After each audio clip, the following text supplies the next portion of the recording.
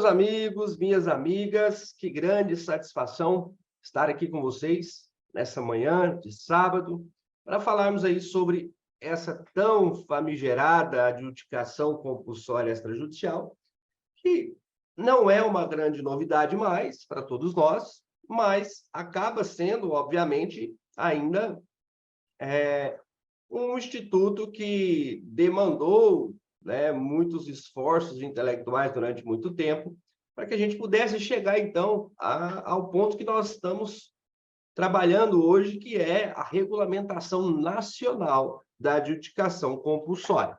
Não é verdade? Veja, em alguns estados, nós já temos, inclusive, a regulamentação da adjudicação compulsória de modo local.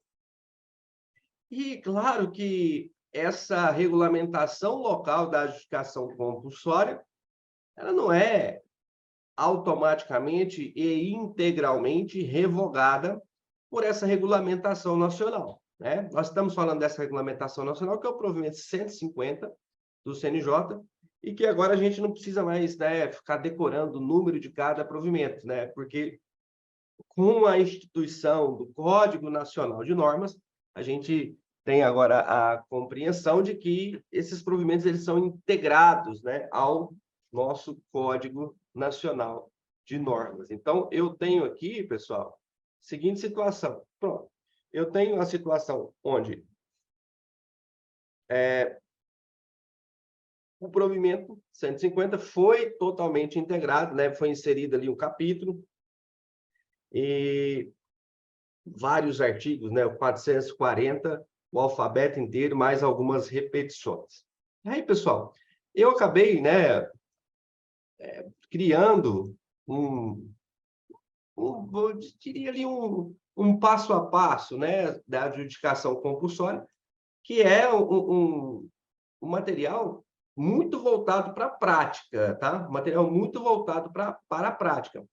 Agora, é claro que esse material, que é bem voltado para a prática, ele ajuda de maneira muito forte, de maneira muito incisiva, quem precisa mais da teoria, que principalmente nós estamos falando aqui daqueles que se submetem a concursos públicos, né? A provas de concursos públicos. Bom, pessoal, eu não vou, claro, não vou falar de novo sobre tudo que nós já falamos sobre a adjudicação compulsória, já tem artigos escritos sobre isso, né? Inclusive, um desses artigos que eu escrevi foi bem amplamente divulgado, inclusive foi citado no livro da legislação comentada da professora Marta Eudebs, que para mim é uma grande honra. E, claro, que aqui nós vamos nos ater a essa questão prática focados nas partes que foram destaques desse provimento 150, né, que é o artigo 440 e as suas respectivas letras do alfabeto, né, que é aí artigo 440 do Código Nacional de Normas, certo? Bom, pessoal, se a gente for pegar aqui todo o procedimento, né, todo o passo a passo, eu acabei definindo a adjudicação compulsória em 10 passos, né? Talvez tenha sido uma grande coincidência também para poder ficar aí algo um tanto quanto fácil, né? Até mesmo comercial, vamos dizer assim, né? Mas veja, eu criei aqui uma situação de 10 passos de adjudicação compulsória. Por quê? Porque uma das grandes situações que a gente enfrentou dentro desse período sem a regulamentação nacional foi a situação de que qual seria o momento em que se iniciava o procedimento, né? Alguns defendiam que primeiro você ia ao Oficina de Registro de Imóveis, pedia a notificação, e só então, depois do inadimplemento da parte notificada, é que se procedia com a ata notarial, né? Inclusive, eu sou, ou era, né, talvez, agora não tem mais, mas eu estava adepto a essa corrente por um simples motivo, né? Porque como a ata notarial é uma ata notarial com valor econômico, isso é outro ponto que a gente tem que entender, eu achava mais prudente que a efetiva notificação e a inadimplência se configurasse primeiro para depois a parte ter ali o custo com a ata notarial, certo?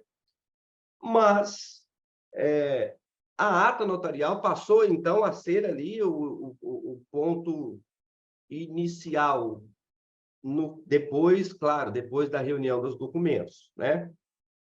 E, então,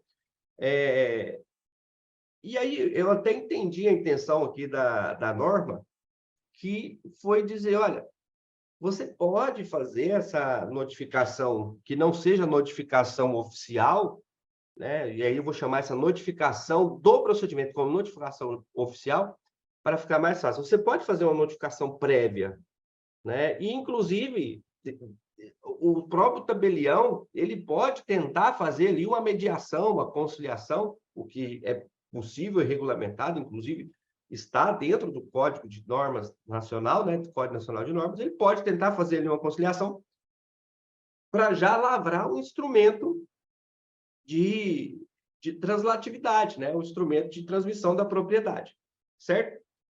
Bem, então,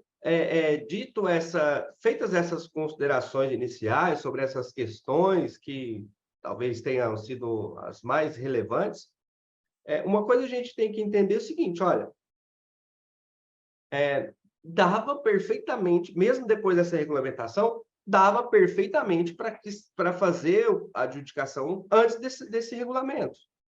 Tanto que foram feitas, eu tenho notícias de que eu não cheguei a fazer nenhuma de mão própria, né? Mas fiz muita consultoria com colegas para que eles fizessem, e eu sei de procedimentos que se consolidaram, que se finalizaram tranquilamente, ou seja, esse regulamento ele não era um impedimento, ou seja, a ausência desse regulamento nunca foi óbice para a realização do procedimento, certo? Nunca foi óbice para a realização desse procedimento. Agora, veja só,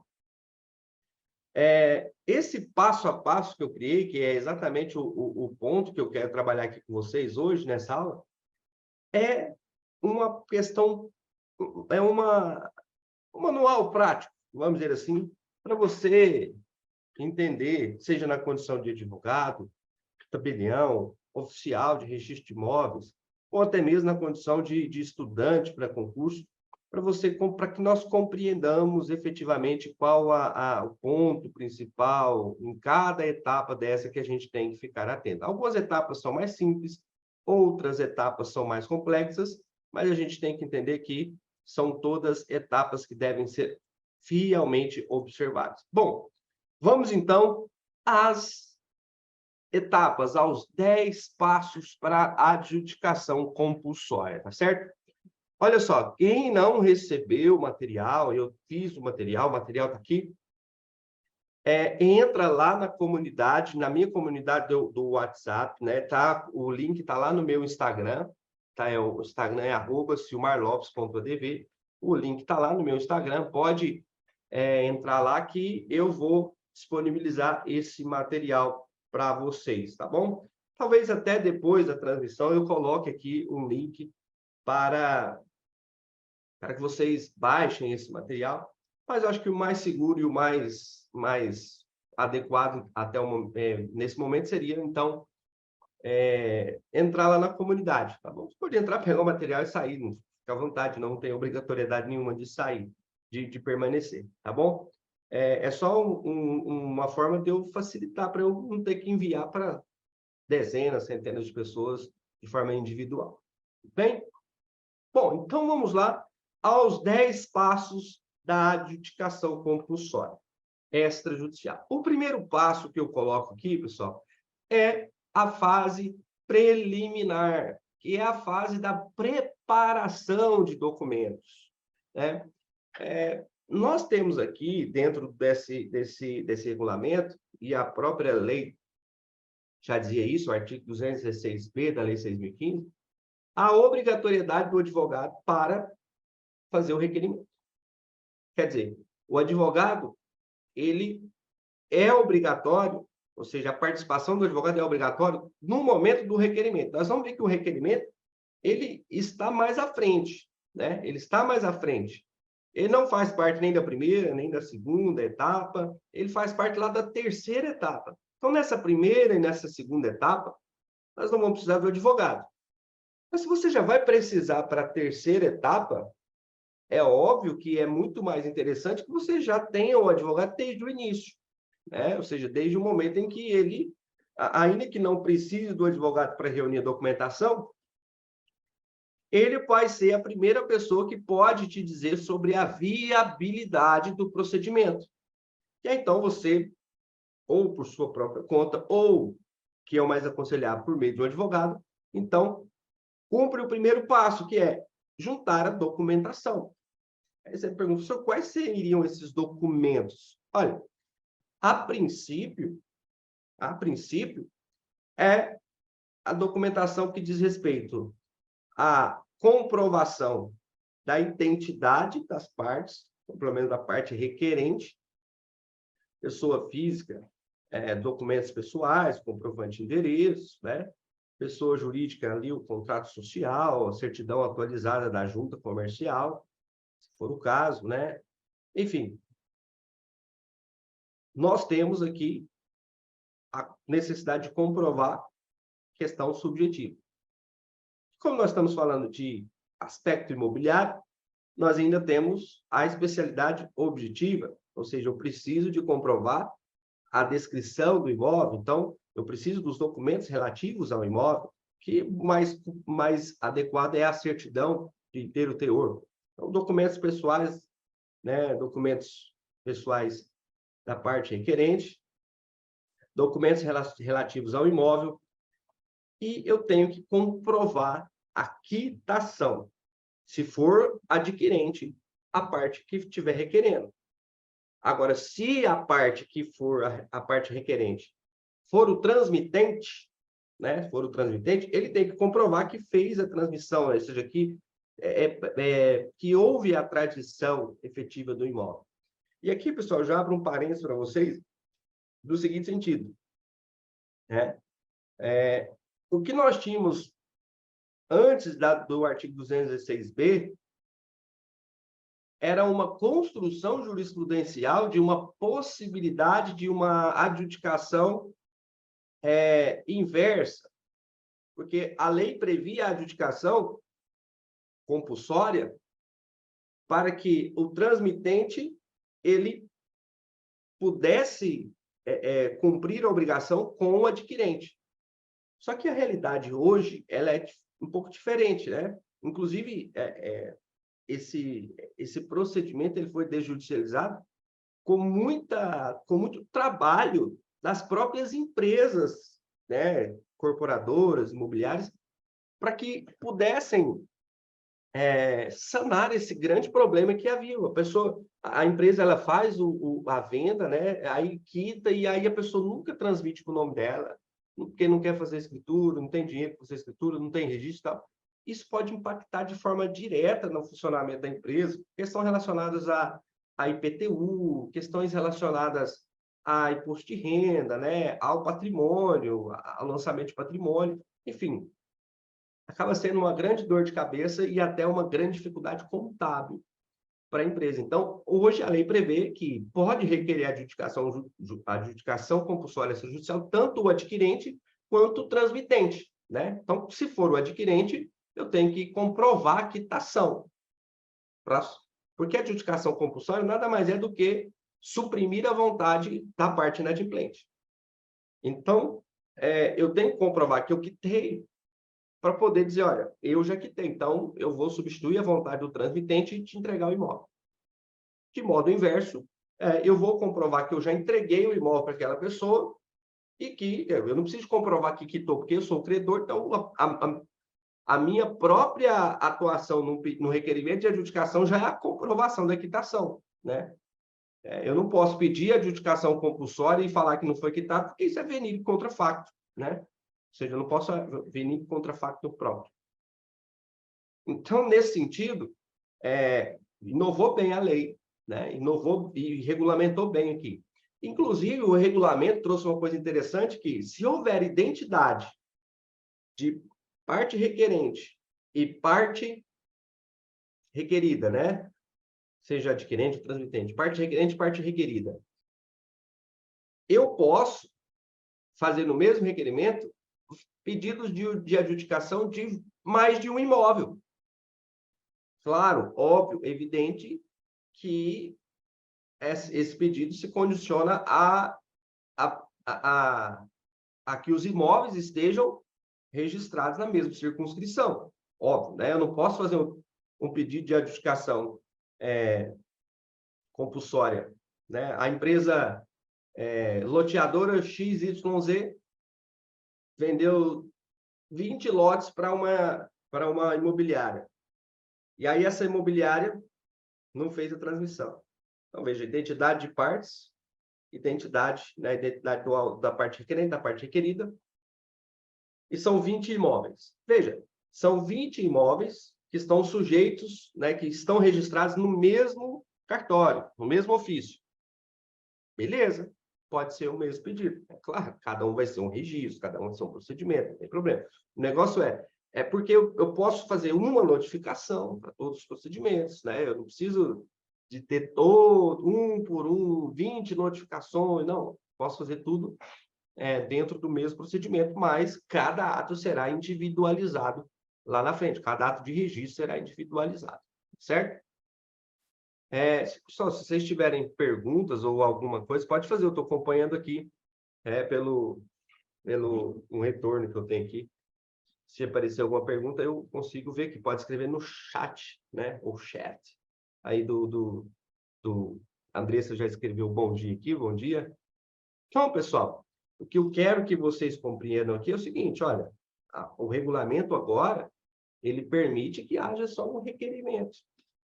E isso é interessante, né? E aí eu pergunto, aí vamos lá.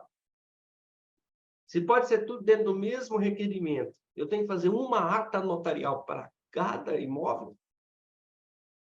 Aí é que tá, né? Eu faria uma ata notarial para cada imóvel ou não? Gente, se eu tiver que fazer uma ata notarial para cada imóvel, não faz absolutamente nenhum sentido eu permitir a reunião de pedidos no mesmo requerimento. Eu vou juntar 20 atas notariais? Não, eu faço uma ata notarial comprovando, né, o inadimplemento, porque o sentido principal da ata notarial é comprovar o inadimplemento da parte requerida. Então, eu faço o requerimento, né, e aí faço uma notificação, e aí o registro que vai ser individualizado, né? Se o requerimento é único, é claro que eu posso reunir todos os elementos de unicidade, né? Ou seja, tanto o requerimento quanto os anexos, eu posso reunir, né, nesse critério de unicidade. Tiago Silva, bom dia, Tiago. Muito bom tê-lo aqui. Então, esse é o primeiro passo, né? Reunião de documentos. Você vê que aqui a gente já tem alguns elementos. Só que nesse momento da reunião de documentos, ainda vai ficar ainda faltarão 2 documentos, né? Ou seja, você, como advogado, vai fazer ali uma lista de documentos, mas tem 2 documentos que não dá para reunir nesse momento, porque eles inexistem nesse momento. Não tem como, né? O primeiro é a ata notarial, que é o próximo passo, e o segundo documento é o documento que uma da grande novidade positiva da regulamentação, que é a comprovação do pagamento do ITBI, né? Ou ISTI, né? O imposto de transmissão. Por quê? O pagamento do imposto, né? E aqui mais um elemento, né, de que efetivamente o imposto de transmissão ele só ocorre no momento do registro, não tem como ser antes, né? Há uma briga muito grande para tentar fazer valer aí essa excrescência que é cobrar o imposto de transmissão antes do registro, não tem como isso acontecer, né? Não tem fato gerador. E aqui o regulamento caminhou bem, porque ele diz, olha, depois de tudo, depois da qualificação oficial qualificou positivamente, nós vamos ver lá que é o 10º passo, apresenta o ITBI e faz o registro. Então, nesse momento aqui, da reunião dos documentos, ou seja, eu denomino o primeiro passo como sendo reunião de documentos necessários. Aí eu coloco documentos pessoais da parte requerente, pessoa física ou jurídica, documentos do imóvel, comprovação da quitação ou da transmissão, e aqui ressalvando que essa comprovação ainda não é a ata notarial, porque a ata notarial vai dar fé pública a esses documentos que comprovam. E a comprovação do inadimplemento da parte requerida. E aqui, pessoal, é que eu digo para vocês que prudencialmente, né, o advogado, para que ele tente resolver o problema do seu cliente de modo mais menos oneroso, vamos assim dizer, né? E aqui até fica aqui para os advogados uma dica, talvez, né? Que assim, o quanto menos você faz o seu cliente gastar, maior é a sua margem de cobrança de honorários, né? E, claro, maior também será a sua credibilidade perante esse cliente. Então, é prudente que, nesse momento, se você exige, olha, comprovação do inadimplemento. Me traz algum documento que comprova que a imobiliária não quer autorizar a escritura. Não tem não, doutor. Nunca fui atrás. Então, peraí, meu. Nunca foi atrás.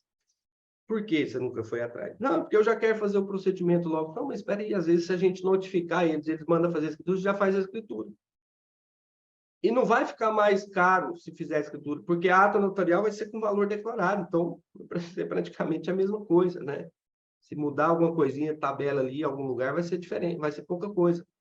Então, o advogado pode tentar fazer essa notificação prévia, tá? Eu vou chamar essa notificação aqui, que é a notificação prévia, e veja, eu estou dizendo o advogado pode tentar, mas quando a parte optar por ter um advogado nesse passo, porque não é obrigado, não é obrigatório, né?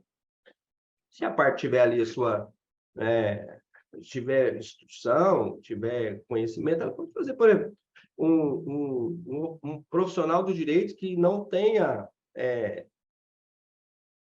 a OAB, né, ativa, seja impedido, incompatível. O próprio tabelião, registrador, que quer fazer adjudicação compulsória, não, vou contratar um advogado só lá na frente, eu sei fazer, e sabe mesmo, porque ele que vai lavrar a ata, ele faz registro, ele faz isso todo dia. Então, ele pode simplesmente reunir aqui, ele pode proceder com essa notificação prévia, porque a notificação, já no procedimento, nós vamos chamar de notificação oficial, certo? Bem, então, cumprido esse primeiro passo, reunida a documentação, tudo certinho, eu parto, então, para o tabelionato de notas. Parto para o tabelionato de notas para fazer o quê? A chamada ata notarial, né? Ata notarial essa que foi vetada no começo, né? Depois o veto foi rejeitado e agora está pacificado, né? Entre junho de 2022 até janeiro de 2023, a ata notarial ela não foi obrigatória e depois voltou a ser obrigatória. Ou seja, quem fez o procedimento nesse período conseguiu finalizar, fez sem ata notarial, né? E aí, então, quando eu falo segundo passo, ir ao tabelião de notas para fazer a ata notarial, aqui, pessoal, o regulamento ele colocou uma pá de cal numa questão que foi levantada, que para mim nunca foi uma questão. Para mim sempre foi muito bem claro, foi muito bem resolvido isso, por conta de que simplesmente você utiliza as técnicas que existem para você suprir algumas lacunas, né? Eu não me lembro, acho que era um livro do Norberto Bobbio, Lacunas do Direito, deixa eu conferir. Eu lembro que eu li isso na faculdade.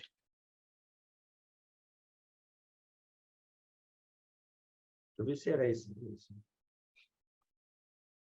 Lacunas do Direito, Norberto Bobbio. Eu não me lembro se era esse exatamente o título do livro, né? Mas eu sei que o Norberto Bobbio, ele ele era um grande explorador, né, desse tema das lacunas, das formas de preenchimento das lacunas de modo correto. E aí, para mim, isso nunca foi uma questão, por quê? Porque, veja só, quando você entende o espírito da lei, né, a exegese legislativa, né, a ratio legis, fica mais fácil.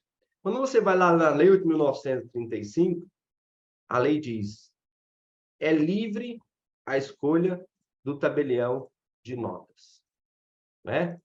A Lei 8.935, acho que é o artigo 7º, salvo engano. Não tenho toda certeza, mas eu confirmo aqui agora. Não, não é o 7º.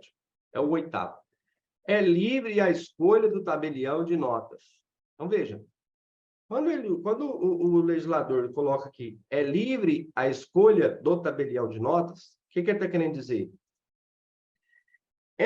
Vamos lá, antes do que ele está querendo dizer, a quem é destinada essa norma? Ou seja, ele está dizendo, aqui eu estou garantindo uma liberdade. Para quem? É uma liberdade para o tabelião atuar ou é uma liberdade para o usuário escolher quem ele quiser? Veja, por aqui a gente já vê que não é uma liberdade para o tabelião atuar, é a liberdade para o usuário escolher o tabelião que ele quiser.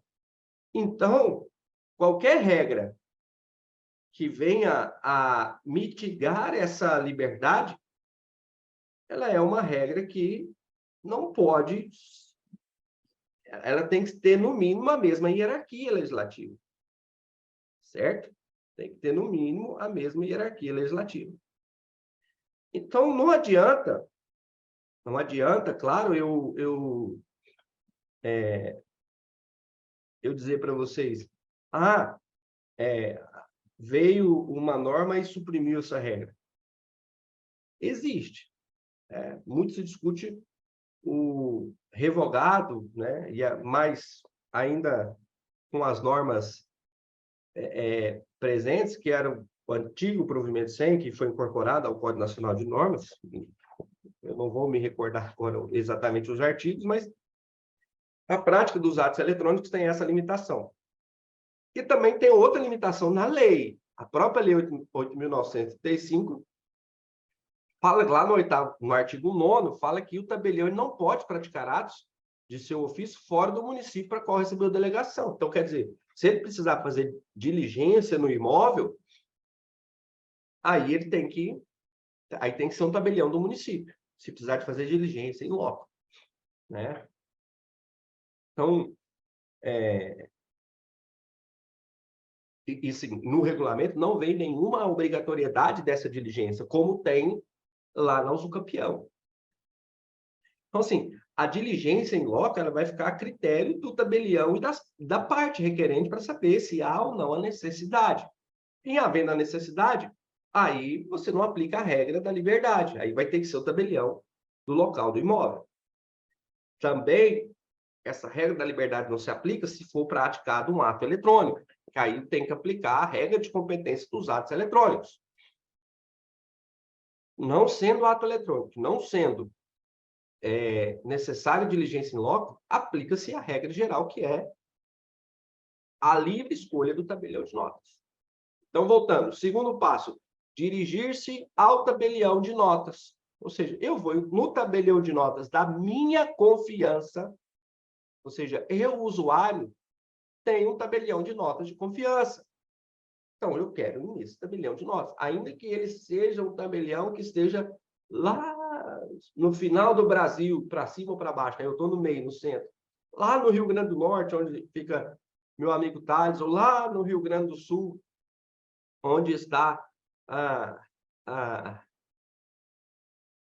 parte mais extrema, né, do sul do país, para onde vai meu amigo Igor, que vai assumir o cartório lá, o concurso.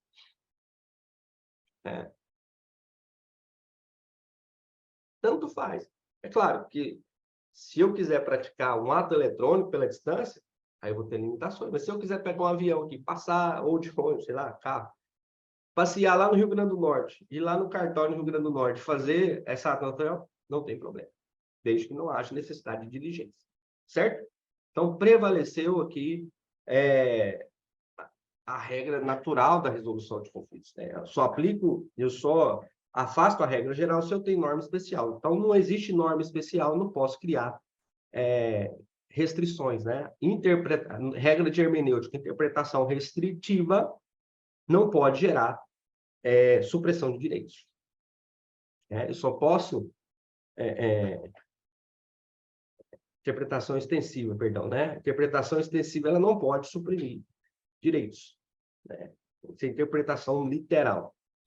Beleza? Então, vamos ao tabelião de notas e vamos lavrar a ata notarial. Beleza.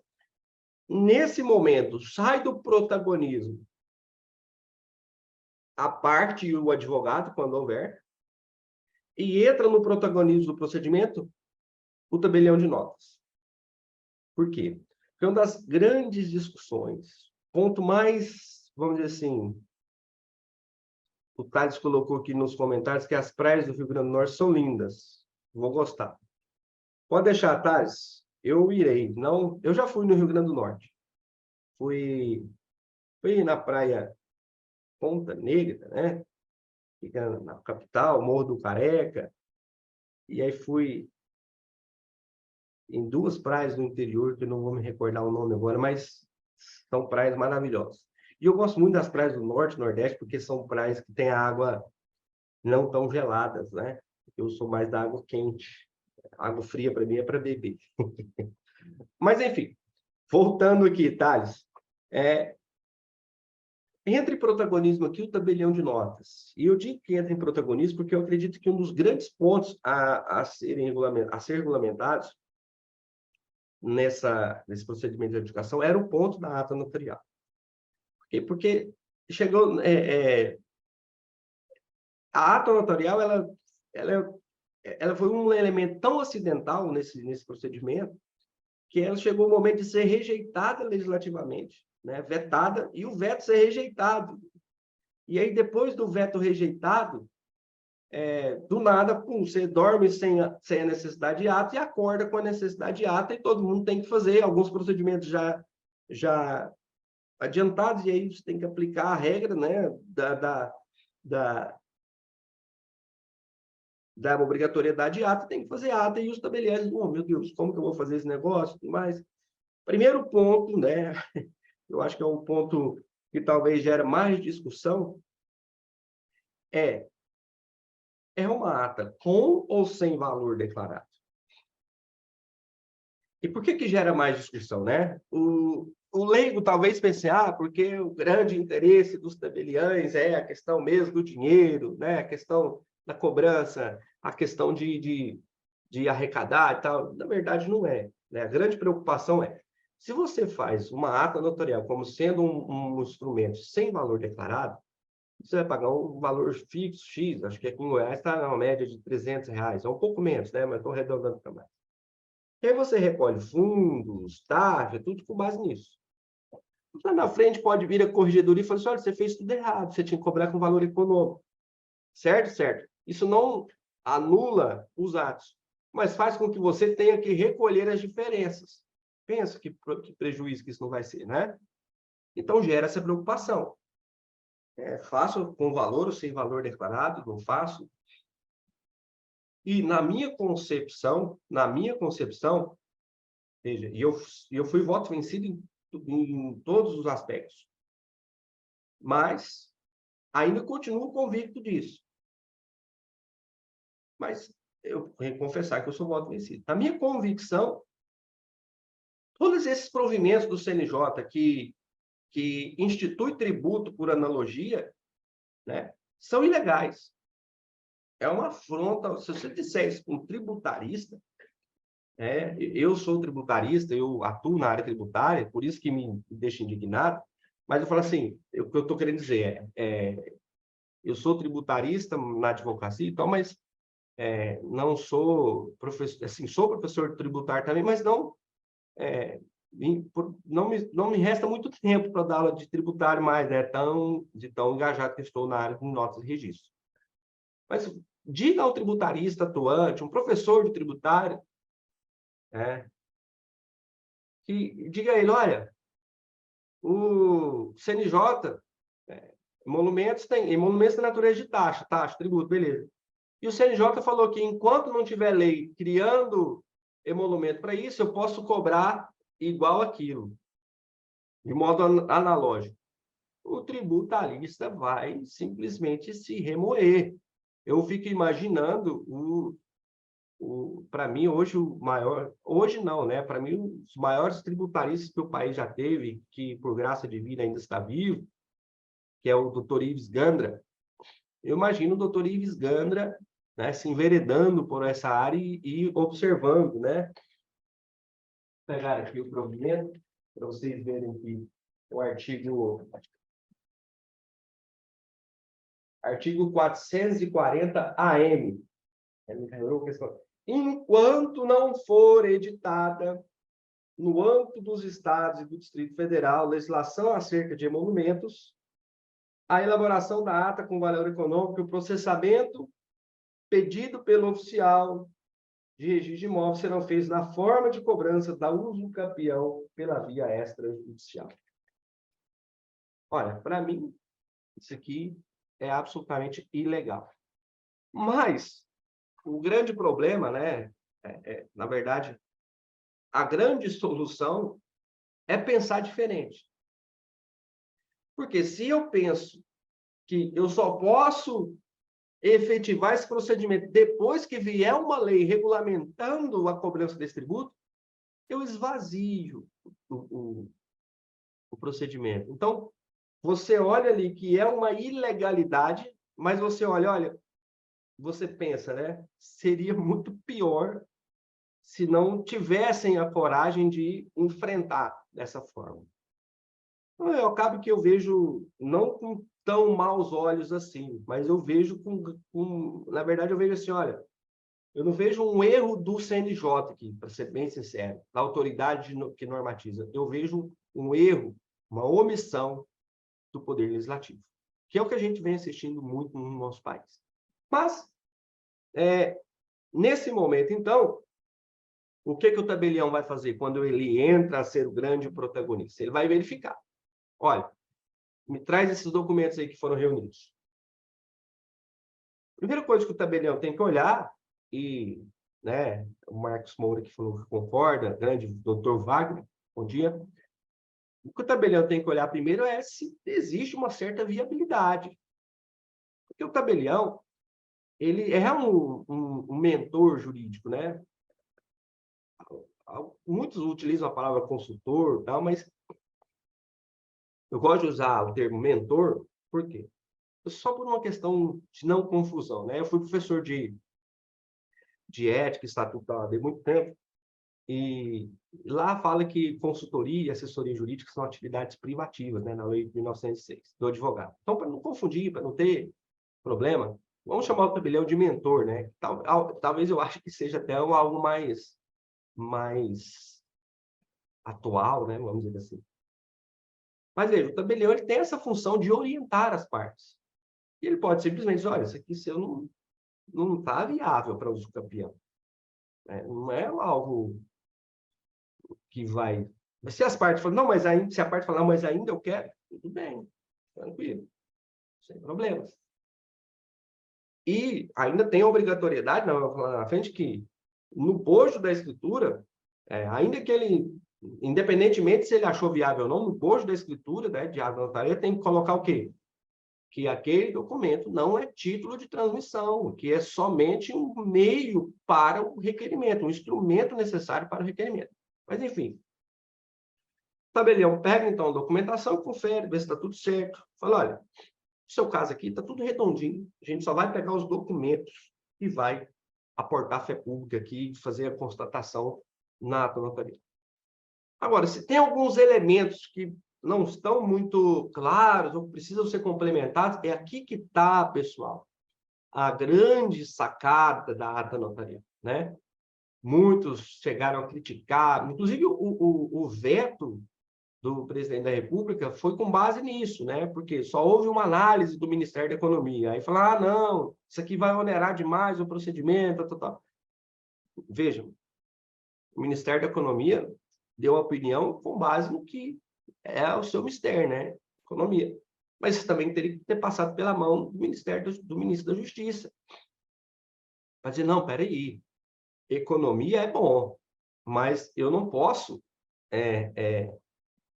gerar economia às custas da segurança jurídica. Não tem, aí é uma economia, como diz meu pai, né? Economia à base da porcaria. Por quê? Olha, segurança jurídica vale muito, muito, muito mais do que o valor de uma ata notarial. Por isso, voltou a ata notarial. E aqui o tabelião de notas, ele pode, né, perguntar, olha, quais documentos você tem a mais? Tem fotos? Você tem testemunhos para vir aqui fazer um depoimento? Pode colher depoimentos de testemunhos. Tem conversa, tem mensagens, né? A gente sabe, mensagem do WhatsApp é uma prova frágil, que se ela for refutada, praticamente ela se torna imprestável. Então, o tabelião de notas ele passa a ter esse poder de complementar as informações, né? Aporte de fé pública aos documentos que já existem, complementar as informações com aporte de fé pública. E isso, né, acho que quem deveria mais celebrar a volta da ata notarial nem é o tabelião de notas, né?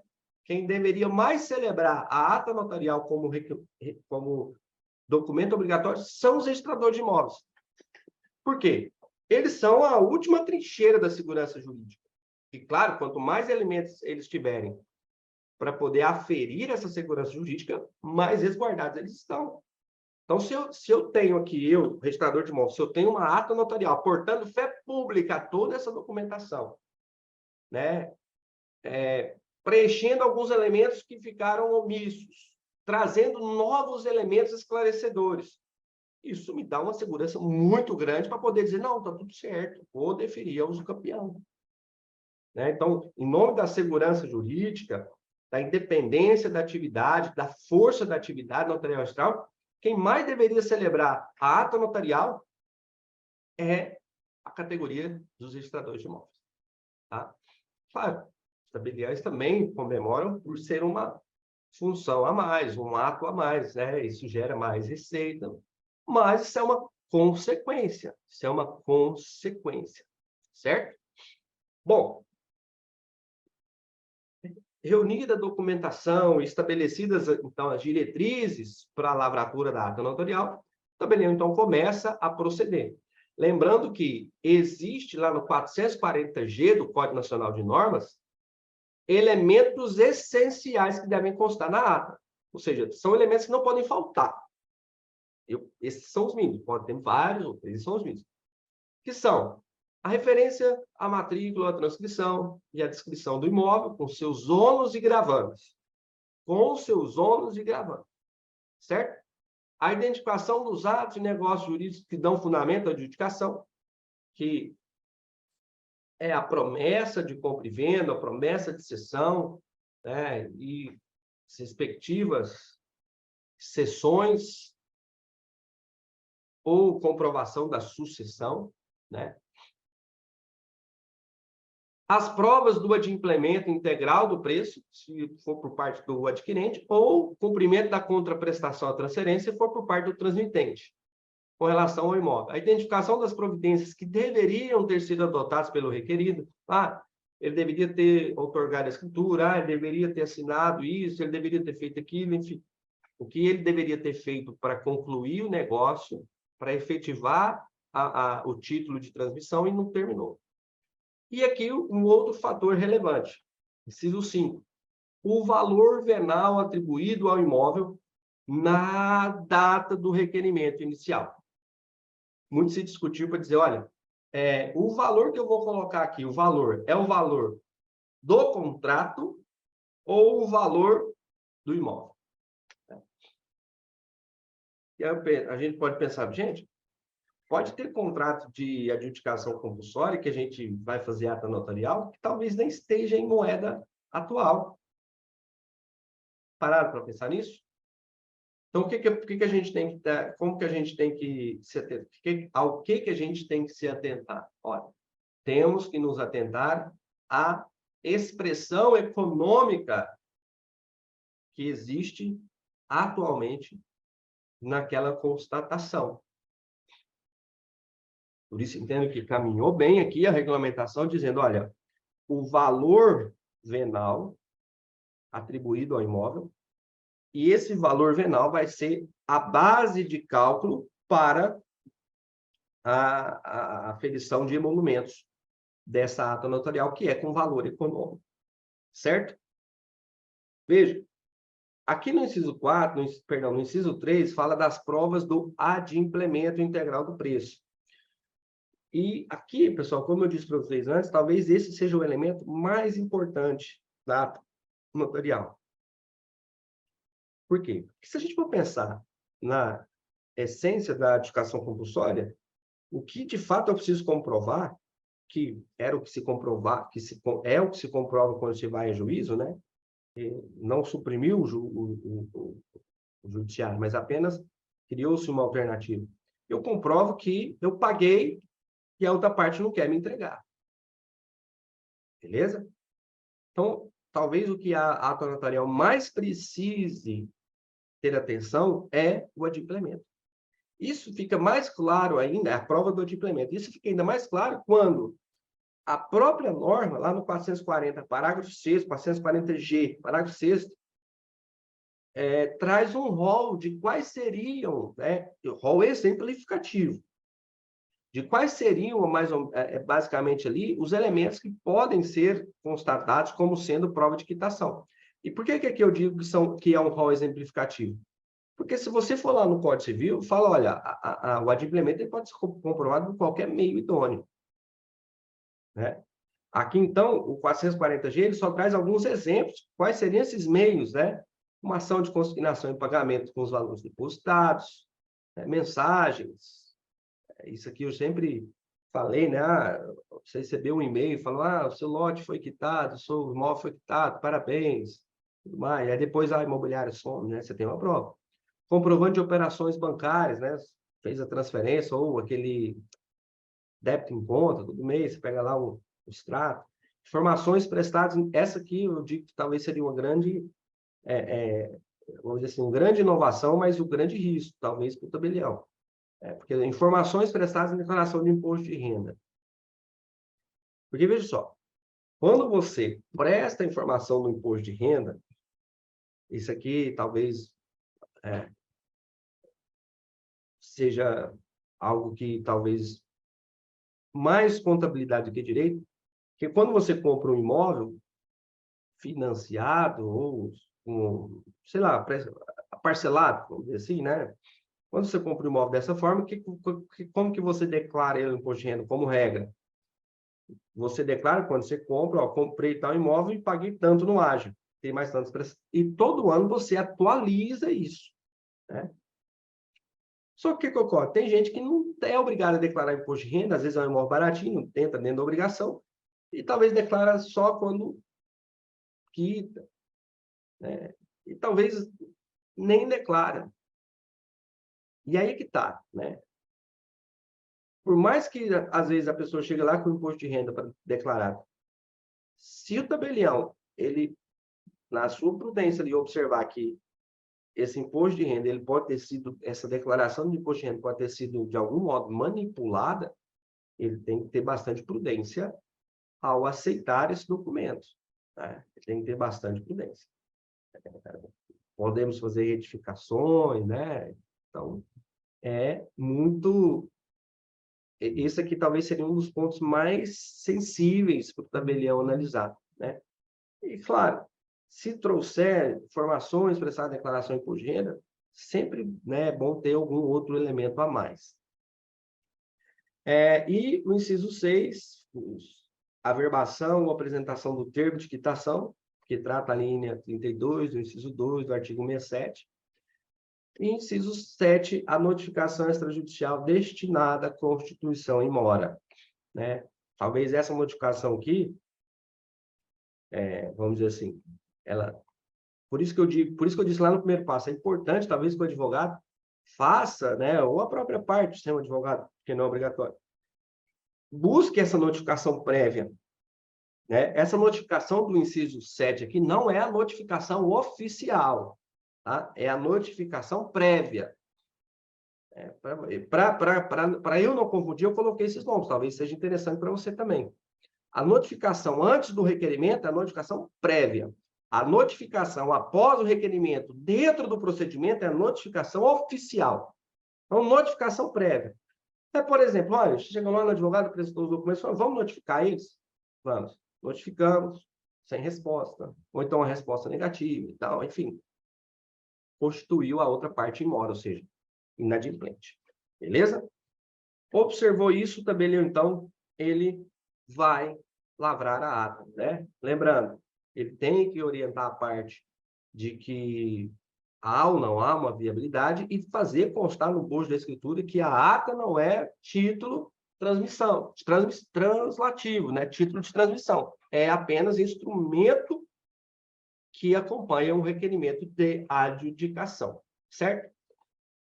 Um outro ponto aqui que eu achei interessante dentro dessa regulamentação é o que diz o artigo 440G, parágrafo 7º.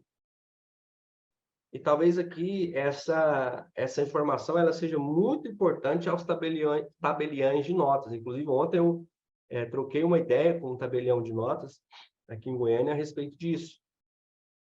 Porque ele diz, olha, lá no 440G, parágrafo 7º, diz, veja, e não se esqueça, nós estamos falando de ata notarial, ou seja, tudo que vai acontecer dentro da ata notarial. Então, no artigo 440G, parágrafo 7º, essas letras me confundem tudo. Eu tenho 440A, depois tem o AA, o B, mas no G, parágrafo 7º diz: o tabelião de notas poderá dar fé às assinaturas com base nos cadastros nacionais dos notários, que é o CNN, dentro do notariado, SENSEC, se assim for viável à vista do estado da documentação examinada. Veja, dar fé às assinaturas. Veja que aqui o regulamento foi muito preciso ao usar o termo correto. Porque se ele tivesse, poderá reconhecer a firma, aí já estávamos falando de coisas diferentes.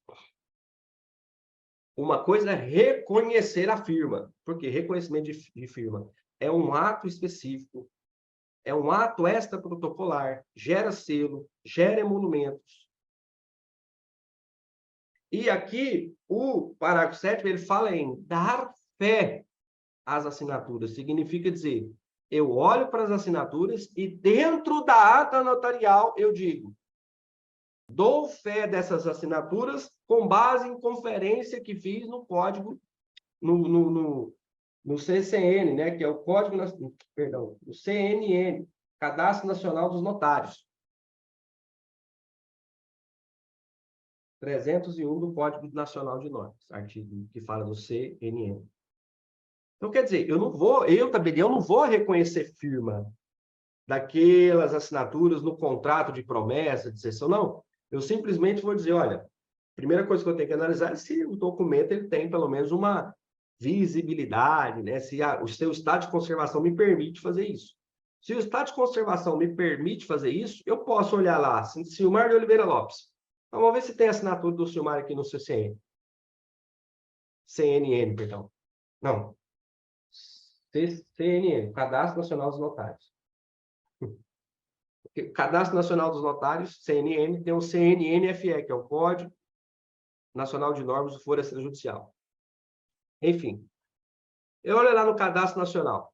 Não, bate aqui, tudo certinho, né? Aí ele vai dizer, dou fé, né, que em conferência por semelhança, não está reconhecendo por semelhança, dou fé que em conferência por semelhança, ou qualquer outro termo, né, que em consulta ao CNN,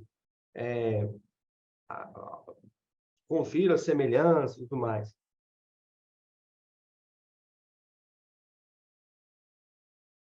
E ele pode dar fé. A Mariana Silva colocou aqui. Bom dia, Mariana. Não sei se eu ouvi direito. Se assim entender o tabelião, essa discricionalidade dada ao tabelião vai gerar revés. Na verdade, não vai gerar revés, Mariana, porque diríamos que isso não é uma obrigatoriedade. Isso não é uma obrigatoriedade. O que o parágrafo certo está dizendo aqui, olha, é mais um elemento de segurança que o tabelião pode aportar na ata notarial para dar mais segurança jurídica ao registrador de imóveis. Isso não quer dizer que se a pessoa não tem porque assim, a pessoa pode não ter um cadastro lá no CCN, no CNN, perdão. O cadastro, pode não ter um cadastro lá no repositório de assinaturas, né? E aí, mesmo que ele queira fazer, o tabelião queira fazer, tem como? Não tem. O que o parágrafo certo está querendo dizer é que, olha, senhor tabelião, né, dá uma olhadinha aí no cadastro. Se der para você conferir as assinaturas, se tiver tudo, né, dentro de uma razoabilidade, certinho, já aporta uma fé pública dessa assinatura aí dentro da ata notarial para dar mais segurança jurídica. Esse é o recado para o tabelião. Mas não é dizer, tabelião, faça. Se você não fizer, o oficial não vai, né? O oficial não vai aceitar. Não tem isso, verdade? Tem essa obrigatoriedade. Beleza? Deu para entender, Maria? Vai ficar mais claro? Então, é muito importante entender que esse é um elemento de acréscimo de segurança, e não um elemento obrigatório da ata notarial. Bom, então, nesse momento, eu tenho toda a documentação reunida e, levada a documentação reunida, foi lavrada a ata notarial, ou seja, primeiro passo, ok. Lavrada a ata notarial, segundo passo, ok. Anexo a documentação, eu coloco a documentação junto com a ata notarial e, então, parto para o requerimento. Né? Parto para o requerimento ao registro de imóveis. Veja, aqui esse terceiro passo ele consiste na elaboração do requerimento até o seu protocolo. Certo?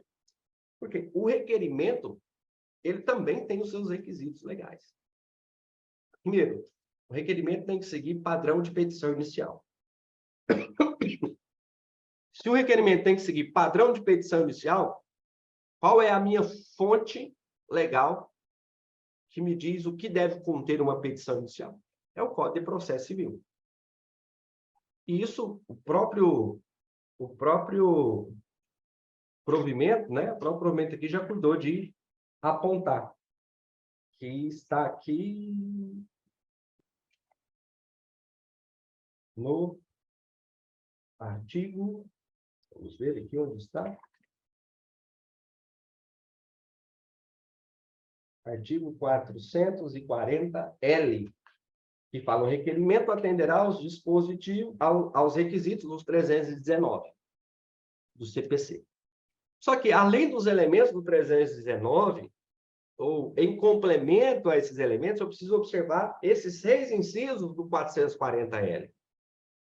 Porque lá no 440-L, né, se eu pego o Código de Processo Civil, vou lá no 319, a primeira coisa que ele fala, o endereçamento ao juízo competente. Claro, eu vou analisar o 319, guardadas as devidas proporções, né, o que a gente chama de mutatis mutandis.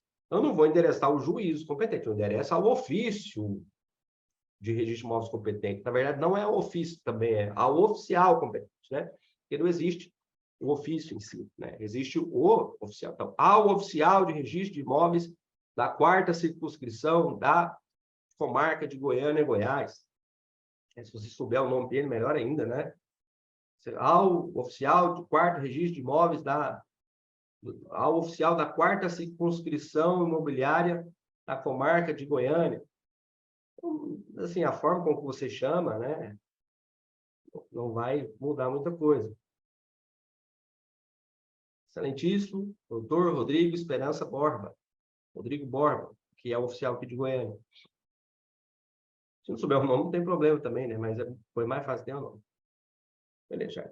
Nem requisito. E aí vem qualificação das partes, né? Eu preciso qualificar as partes. Como que eu vou qualificar as partes?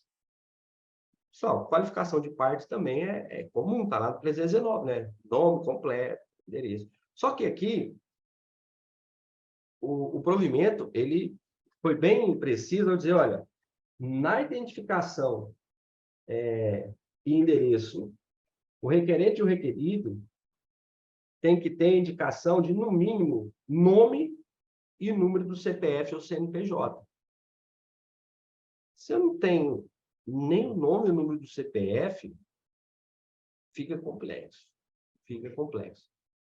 E isso acaba sendo algo, vamos dizer que um tanto quanto, talvez, vamos dizer assim, eu não diria obstrutivo, mas pode gerar alguns problemas que talvez até inviabilize o procedimento. Sabe por quê? Porque é o seguinte, muitos muitos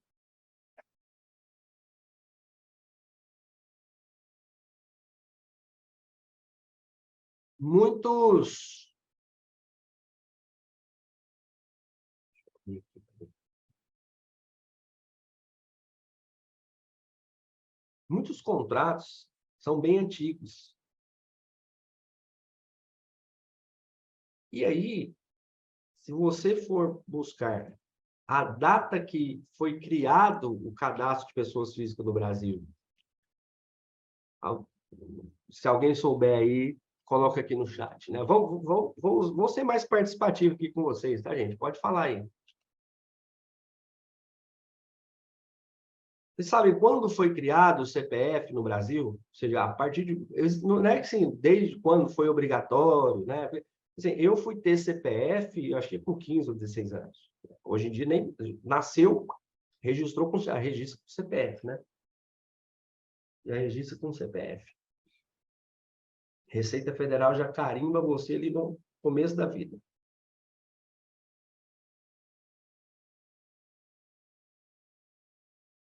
Ninguém? Estou esperando aqui no chat alguém ver se coloca aqui o momento que foi criado o CPF no Brasil. Antes disso, não existia CPF, as pessoas não tinham CPF, né? O Marco colocou que é da época do SIC, né? Cadastro de informações, eu não lembro.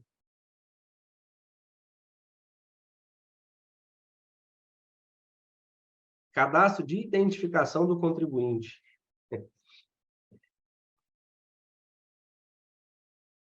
Bom, o CPF passou a existir no Brasil pelo Decreto-Lei 401, de 30 de dezembro de 1968. E aí, veja, não foi um passe de mágica aqui, né?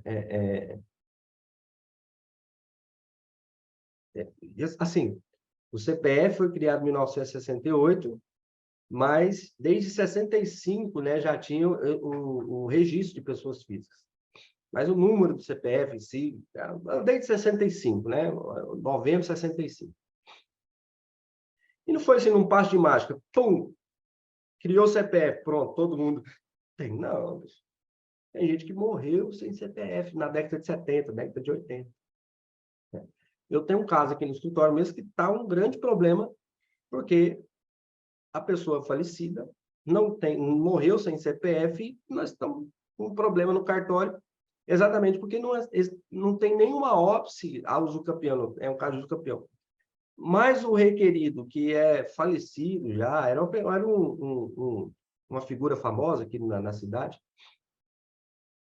e aí ele tinha os loteamentos e tal, e aí não tem CPF. Como que faz, né? Como que faz?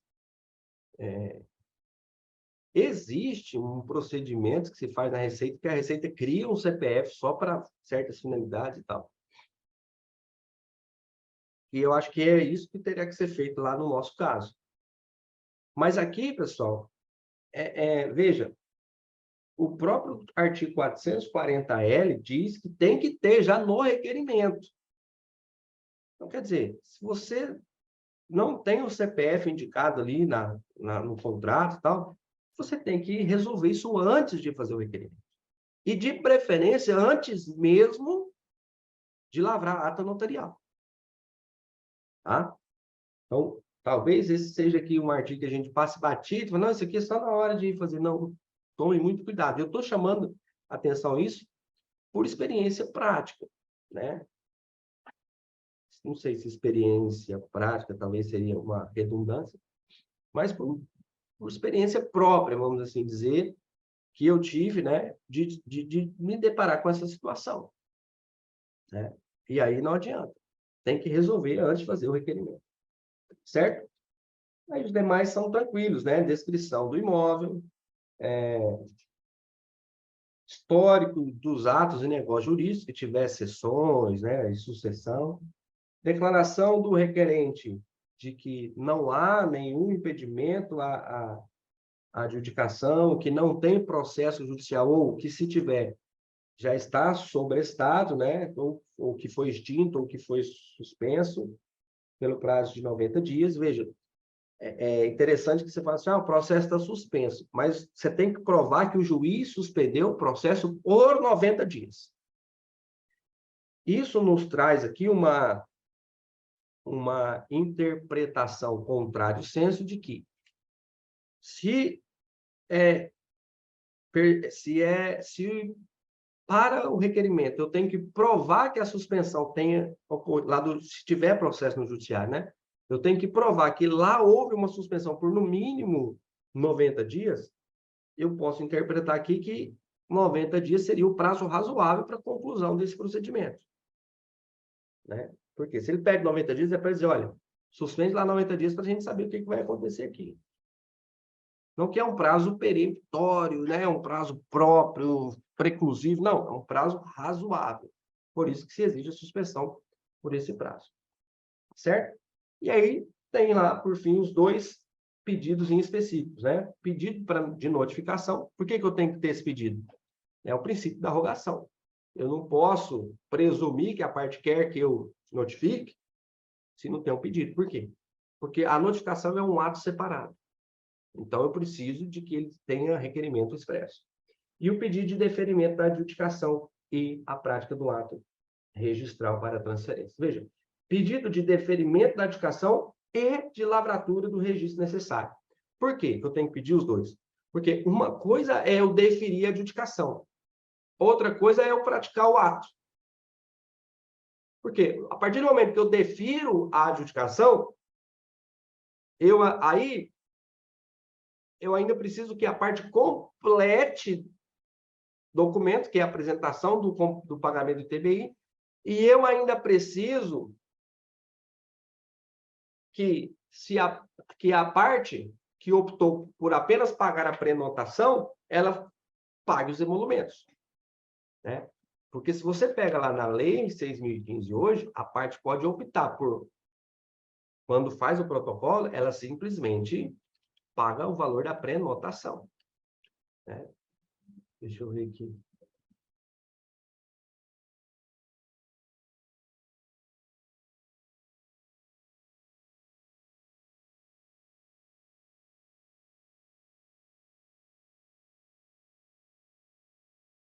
Artigo 206A da Lei 6.015 fala, ó, quando o título for apresentado para prenotação, o usuário poderá optar pelo depósito do pagamento antecipado dos emolumentos ou pelo recolhimento do valor da prenotação e depósito posterior do pagamento do valor restante. Isso quer dizer, contado, no prazo de 5 dias, contado da análise pelo oficial que concluir pela aptidão para o registro. Então, eu concluí a aptidão para o registro, ou seja, deferir a adjudicação, a parte vai ter 5 dias. E é o mesmo prazo, né? Olha o tanto que a norma foi inteligente. o regulamento. É o mesmo prazo para poder... O mesmo prazo que eu tenho para poder complementar os emolumentos é o prazo que eu tenho para comprovar o ITBI. Só que esse prazo para pagar os emolumentos não se prorroga. Tá? Agora, o prazo para apresentar comprovante de pagamento do ITBI posso prorrogar, desde que haja justo motivo, né, para o impedimento. Se a pessoa fala, 5 dias, mas é o seguinte, ó, eu sou empregado, eu só recebo, hoje é dia 10, só recebo dia 1º. Não, então pode prorrogar para o dia 1º.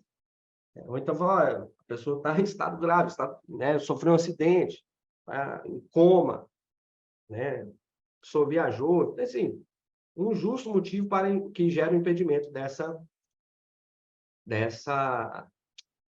vamos dizer, dessa comprovação, né, desse pagamento do ITBI, certo?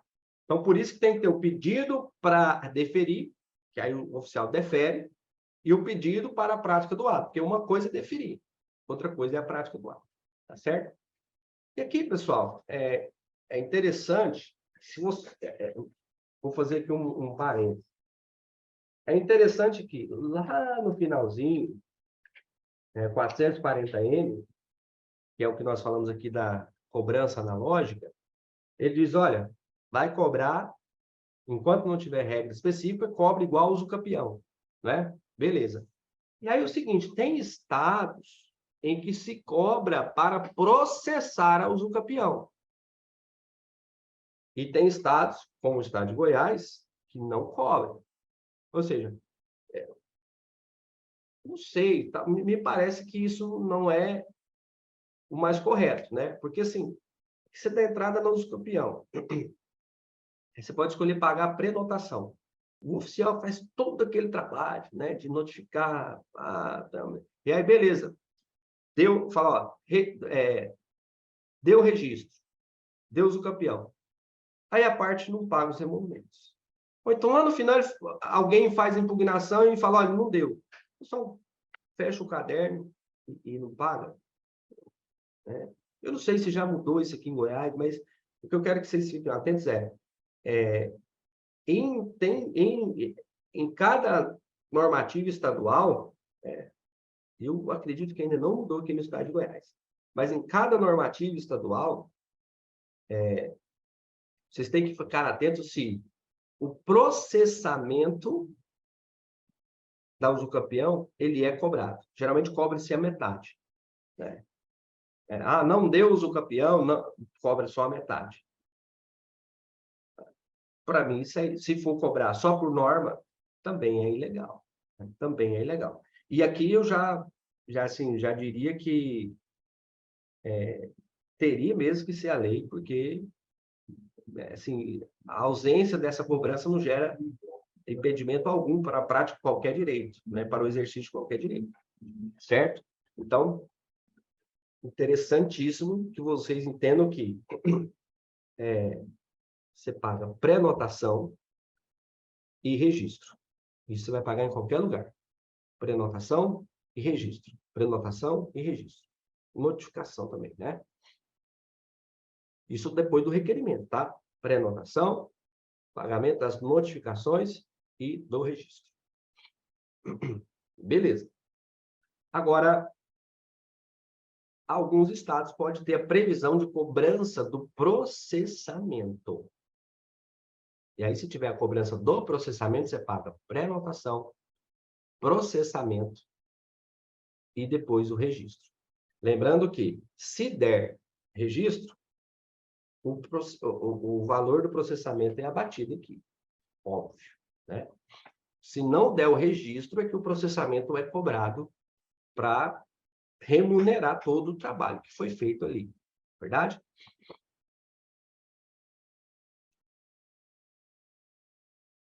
Tiago escreveu ali, né? Todos os procedimentos deveriam ter emolumentos específicos, porque o procedimento em si é trabalhoso.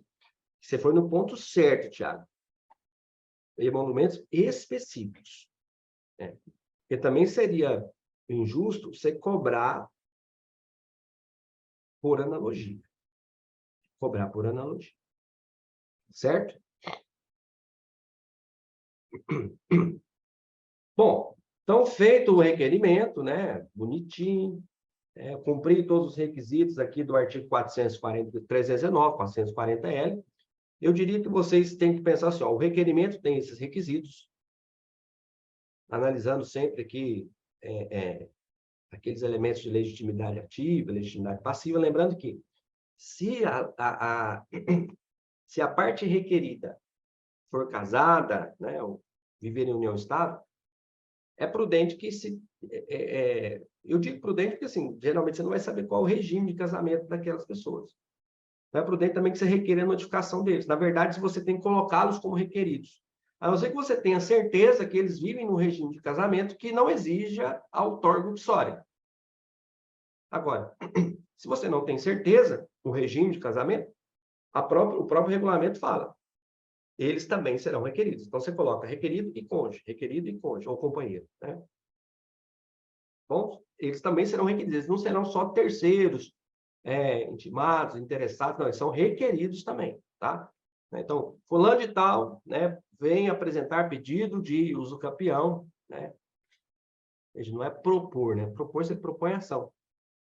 Ali você não está propondo ação nenhuma, você está apresentando um requerimento, ou seja, vem apresentar requerimento ou pedido de deferimento de adjudicação compulsória em face de, aí você fala, fulano de tal, e sua cônjuge, fulano de tal. Fulana de tal, esse é o cônjuge ou companheiro, assim por diante, certo? E tem que anexar, junto a esse requerimento, a ata notarial e os títulos, né? Os títulos aqui são os documentos que vão ser, é o documento registrado. Lá no artigo 216b, o parágrafo 3º, fala que serve como título a promessa de compra e venda ou a promessa de cessão e as respectivas cessões, né? E o comprovante de sucessão, se for o caso. Certo? E aí você, então, vai, com toda essa documentação, você vai fazer o protocolo. Lembrando que hoje você pode fazer o protocolo físico, normal, como o protocolo eletrônico, via certo. E aqui tem um detalhe. Se você faz o protocolo via certo, você tem que se atentar às regras dos documentos, a forma, né? Você tem que ser apresentados os documentos, PDF-A, né? Tem que estar digitalizado conforme a regra dos documentos de digitalização, de desmaterialização, etc. Beleza, faz lá o protocolo pelo SERP. Né? Inclusive, é o que eu mais recomendo para esse tipo de situação, por quê? Porque é onde você vai ter o seu protocolo, né? Você não vai ter aquele negócio, tem muito cartório, gente, nossa, isso acontece mais. Você leva a documentação, ao invés de abrir protocolo, só abre um pedido de exame cálculo, né? Enfim, acontece de tudo, tá, gente? Então, pelo SERP, pelo site da ONR, é onde você vai ter mais segurança de que, de fato, vai ser feito o protocolo, feita a prenotação, sem maiores prejuízos, né? E detalhe, a prenotação aqui da adjudicação compulsória, ela não tem prazo, ela prorroga até a análise do oficial, né? Ou seja, até o oficial deferir ou indeferir está prenotado.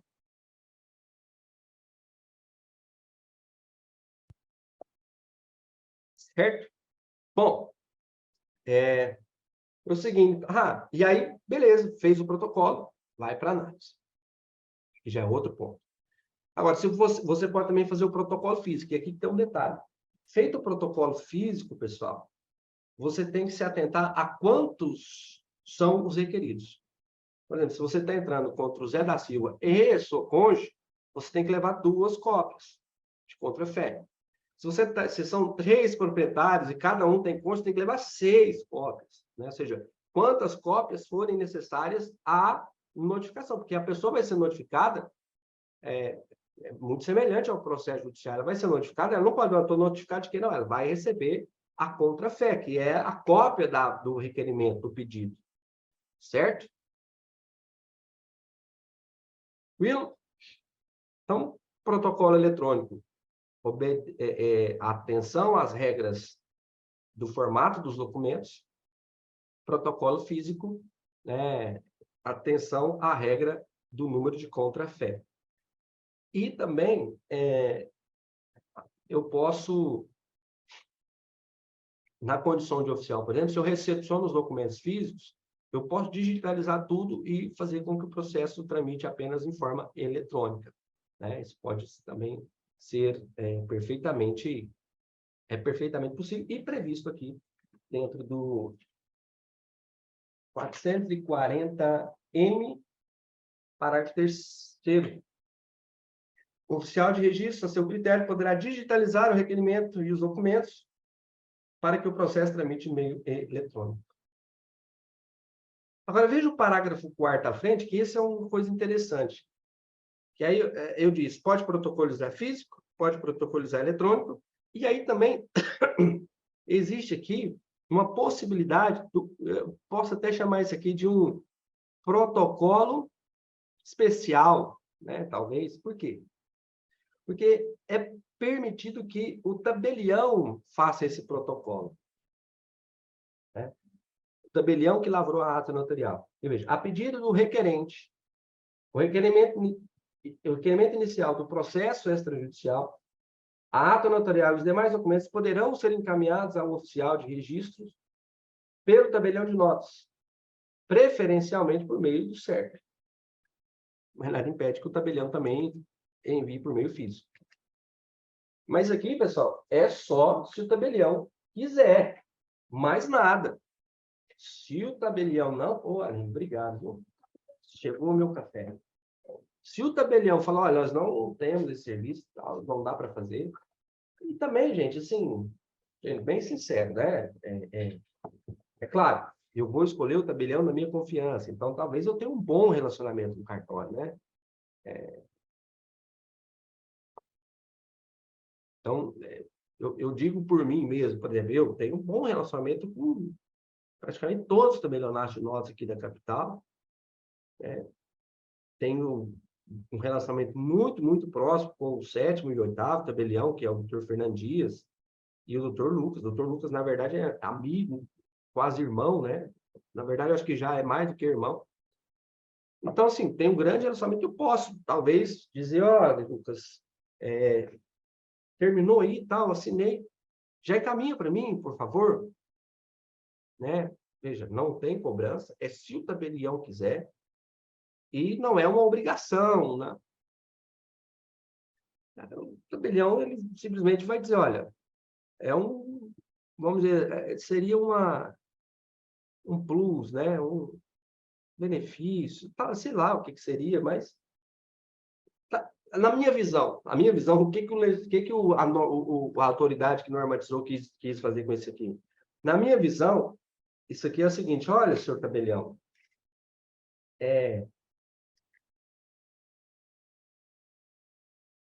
tente, né? Se depender, na verdade, senhor tabelião, nos ajude a fazer com que os requerimentos eles venham mais via eletrônica, né? Ou seja, senhor tabelião, mande para a gente, né? Se for facilitar a vida, se a parte não tiver muito domínio de tecnologia e tal, ajude a parte e envie para a gente por via SERP. Por que eu estou dizendo isso? Porque eu conheço todo o esforço por trás da criação desse sistema, né? Eu conheço todo o esforço para estimular a utilização desse sistema. Então, isso aqui, na minha visão sistêmica e holística, aqui é um recado para o tabelião dizendo, olha, se tiver ao seu alcance, nos ajude a fazer com que chegue mais requerimentos pela via eletrônica e não pela via física, né? Pensa, chega lá, 5 requeridos, cada um com cônjuge, 10 contrafés. Isso aí é até uma afronta às diretrizes atuais com relação à proteção do meio ambiente e tudo mais, né? Bom, então, feito o requerimento, apresentado o requerimento, o quarto passo, que talvez seria o mais simples aqui, é a autuação, né? Ou seja, autuar, abrir uma capa, folha por folha, né? Folha 1, folha 2, folha 3. Igual atua o processo mesmo, né? Autua ali, bonitinho. Todo o procedimento. E aí, como eu disse para vocês, né? Se recebido e-mail físico, ele pode autuar e-mail eletrônico. Se recebido e-mail eletrônico, o sistema já vai, talvez, ali, resolver, de alguma forma, essa autuação, né? Vai ser ali criada uma funcionalidade para autuar isso de forma mais automática. Então, o quarto passo é muito simples. O quinto passo, para mim, pessoal, o quinto passo que, na minha opinião, foi o maior ponto de acerto, foi o maior, vamos dizer assim, para mim foi a melhor coisa que teve nesse procedimento, nessa regulamentação, perdão, que é a possibilidade, que é o poder de saneamento prévio. O que é o poder de saneamento prévio? Aqui é o seguinte, antes do oficial partir para a qualificação efetiva e emitir notas de exigências, ele pode simplesmente, antes mesmo de proceder com a notificação, o que evita também gastos, ele vai analisar o processo todo e verificar se estão preenchidos os requisitos formais, né? É o que nós chamamos de processo delibativo, uma verificação, aferição delibativa. Ele não vai analisar os requisitos materiais, os requisitos da adjudicação, ele vai analisar os requisitos formais. Por exemplo, esqueci de colocar a ata notarial como anexo. Passou batido, esqueci. Poxa. Ou então coloquei uma cópia não autenticada, sei lá, uma cópia simples. Veja, antes de nota de exigência, porque não é o momento de qualificação, o oficial pode fazer essa análise e notificar o requerente para dizer, olha, regulamento isso aqui chama emenda ao requerimento.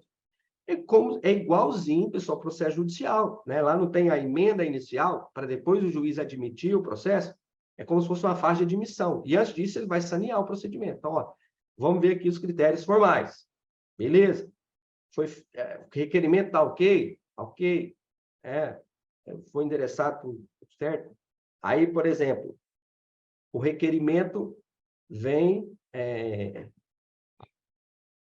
colocando em face de fulano de tal, brasileiro, casado, tal, e não coloca o cônjuge como requerido também. Ó, emenda aqui o requerimento para incluir o requerido no polo passivo. É isso. Certo? É isso. E aí, feita essa análise, notifica a parte requerente para no prazo de 10 dias úteis. 10 dias úteis, tá? Fazer a emenda. Se não fizer a emenda, extingue o processo, cancela a prenotação. Se ele fizer a emenda e tiver tudo certo, seguimos para o sexto passo. O sexto passo, então, é a notificação oficial. Aqui sim é a notificação oficial, tá? E aqui, pessoal, pacificou, né? Por mais que eu tenha ficado vencido, outros sim, por mais que já tenha regulamentos contrários em outros estados, aqui é o seguinte, eu não faço essa notificação oficial antes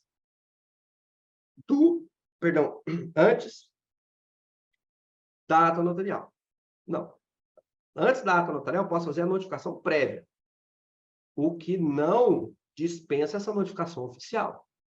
Então, a notificação oficial, ela é feita depois de saneado o requerimento.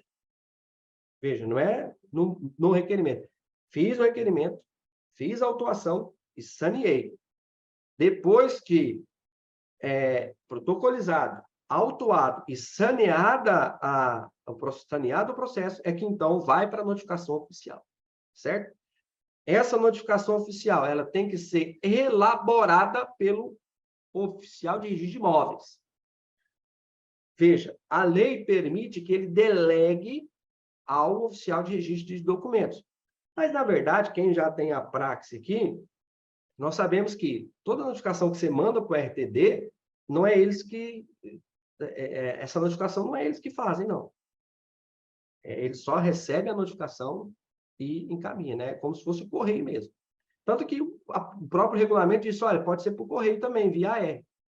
Né? Então, o oficial elabora, o oficial cria a notificação e tem os elementos necessários para essa notificação, né? Que estão no artigo 440-S, tem que ter identificação do imóvel, nome de qualificação do requerente requerido, a determinação para que o requerido, no prazo de 15 dias, né? A partir do primeiro dia, ele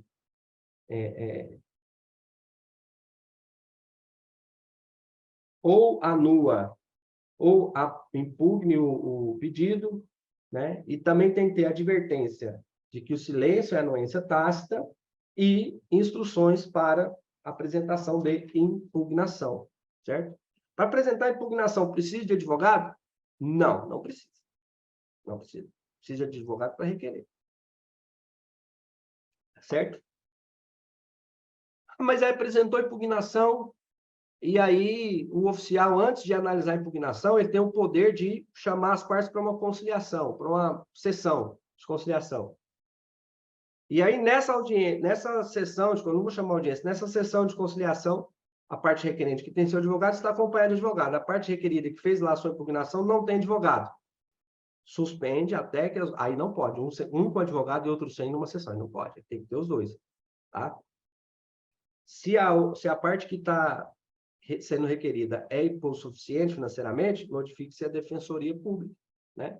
Ou então, a parte fala, não, eu não vou chamar advogado, não. Então, fica frustrada a conciliação e segue o procedimento para análise na impugnação. Certo? Então, feita a notificação, elaborada a notificação pelo oficial de registro de imóveis, o oficial de registro de imóveis elabora, redige, cumprindo os requisitos 440-S, ele, então, né, junta ali, faz a notificação, anexa a contrafé, né, que é a cópia do requerimento, e envia para todo mundo, um por um. Ele pode enviar por AR, né, correio, com AR, ou pode enviar via RTD. Agora, além de uma dessas duas, veja, aqui é alternativa, e aqui é aditiva. Ou seja, uma dessas duas, AR ou RTD, mais mensagem eletrônica. Claro, se eu tiver algum meio, né, algum endereço, seja um número de WhatsApp, um e-mail, né, para complementar, né, essa mensagem eletrônica. Perdão, para enviar essa mensagem eletrônica. Certo? Então, o oficial vai enviar. Ah, mas AR ou RTD, quem decide? O usuário. O usuário que decide. Certo? Ah, mas o AR é mais barato. Sim, o AR é mais barato. Mas talvez não tenha a mesma eficiência do RTD. Ah, eu posso tentar o AR e depois tentar o RTD? Pode. Você pode tentar o AR, depois tentar o RTD. Você pode tentar o RTD de novo, até falar assim, olha, não deu, frustrou. Né? Frustrou? Aí a notificação pode ser feita por edital. Certo? Agora, existe uma possibilidade de partir para uma notificação via edital antes de tentar? Existe, ou seja, quando não há possibilidade material de tentar notificar sem ser por edital. Local incerto, não sabido, né? Que é o que está aqui na 440... 440U fala, sendo desconhecido o liquidante ou último administrador, ou estiver em local incerto não sabido, a notificação será feita por edital. Né? Será feita por edital.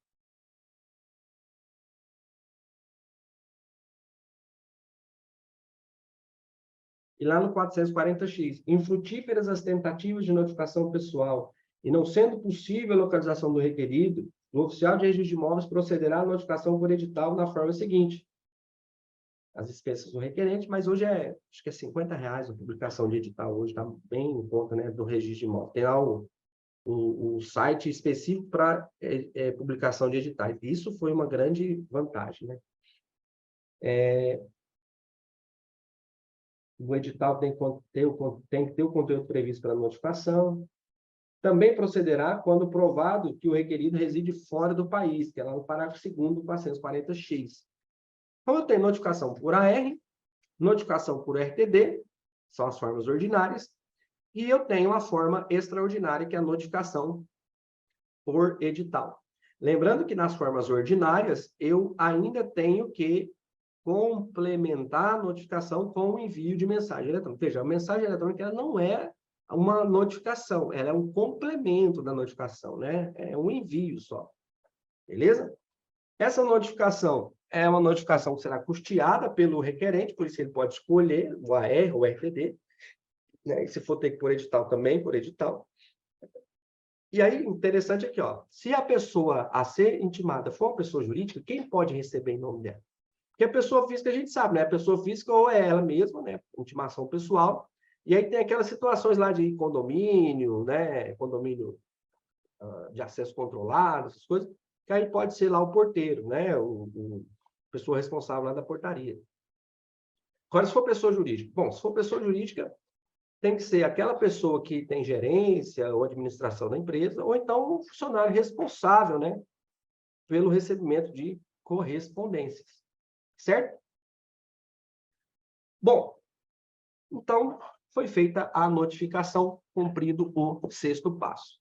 Agora vamos ao 7º passo. Veja que até agora, pessoal, não houve apreciação do pedido, ou seja, apreciação material por parte do oficial. Todo o procedimento ainda está sendo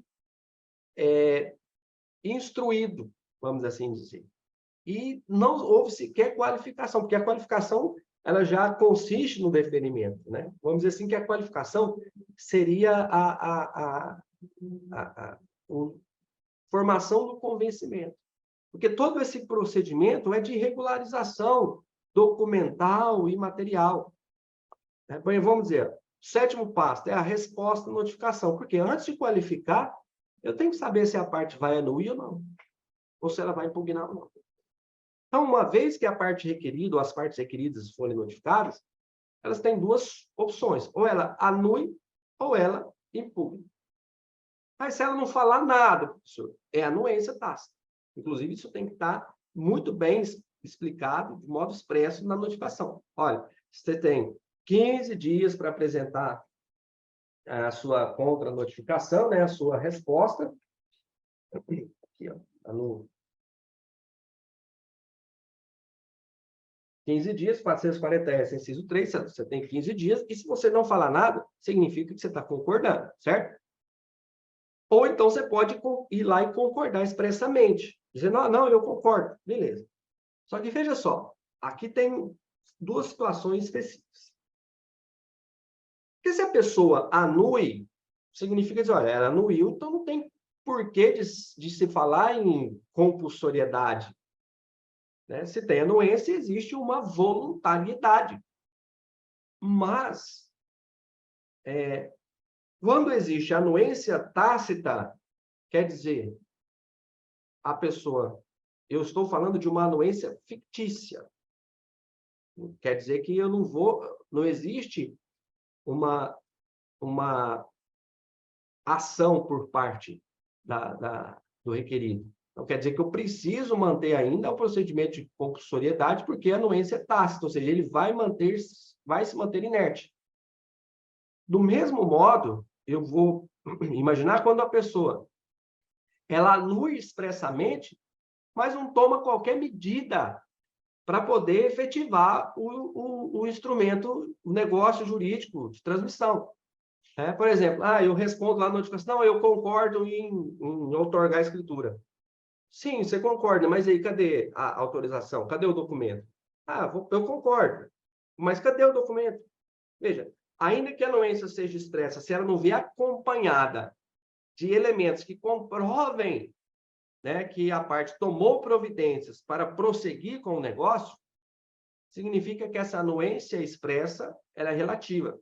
Logo, prossegue-se o pedido, prossegue-se a análise da adjudicação compulsória. Então, veja, a anuência tácita, a anuência expressa sem providências, gera prosseguimento da adjudicação. Agora, a anuência expressa com providências, o que acontece? Extingue o processo de adjudicação e vai para o cartório lá, vamos fazer a escritura ou um instrumento equivalente. Vai para o procedimento normal. Esquece a adjudicação compulsória. Beleza? O que vai ser difícil acontecer nesse caso aqui, por quê? Por isso que eu falo que é prudente, às vezes, fazer a notificação prévia, porque se você chegar nesse momento aqui para ter essa anuência expressa, aí sim você gastou dinheiro à toa, porque você fez a escritura, você fez a ata notarial e agora a parte anual você vai ter que fazer a escritura também. Então, por isso que é interessante ali você fazer essa notificação prévia. E veja, nessa notificação prévia, a parte ela pode responder a notificação dizendo, eu não transferi, eu não vou outorgar a escritura agora. Responde ao tabelião, né? Ou ao advogado, não, eu não vou outorgar a escritura própria, escritura agora, não vou autorizar, porque tem aqui a pendência de alguns débitos de IPTU, alguma coisa assim. E a parte, mas eu não sabia, eu pago isso aí, não tem problema não. Veja, o tabelião, se tiver dentro da sua competência, ele pode, inclusive, chamar as partes para fazer a negociação ali, fazer uma mediação, uma conciliação, e ele mesmo já outorgar a escritura, sem lavrar a ata notarial. Entendeu? Agora, se não tem anuência, né? Veja, ou anuência ou impugnação. Se não tem anuência, tem impugnação.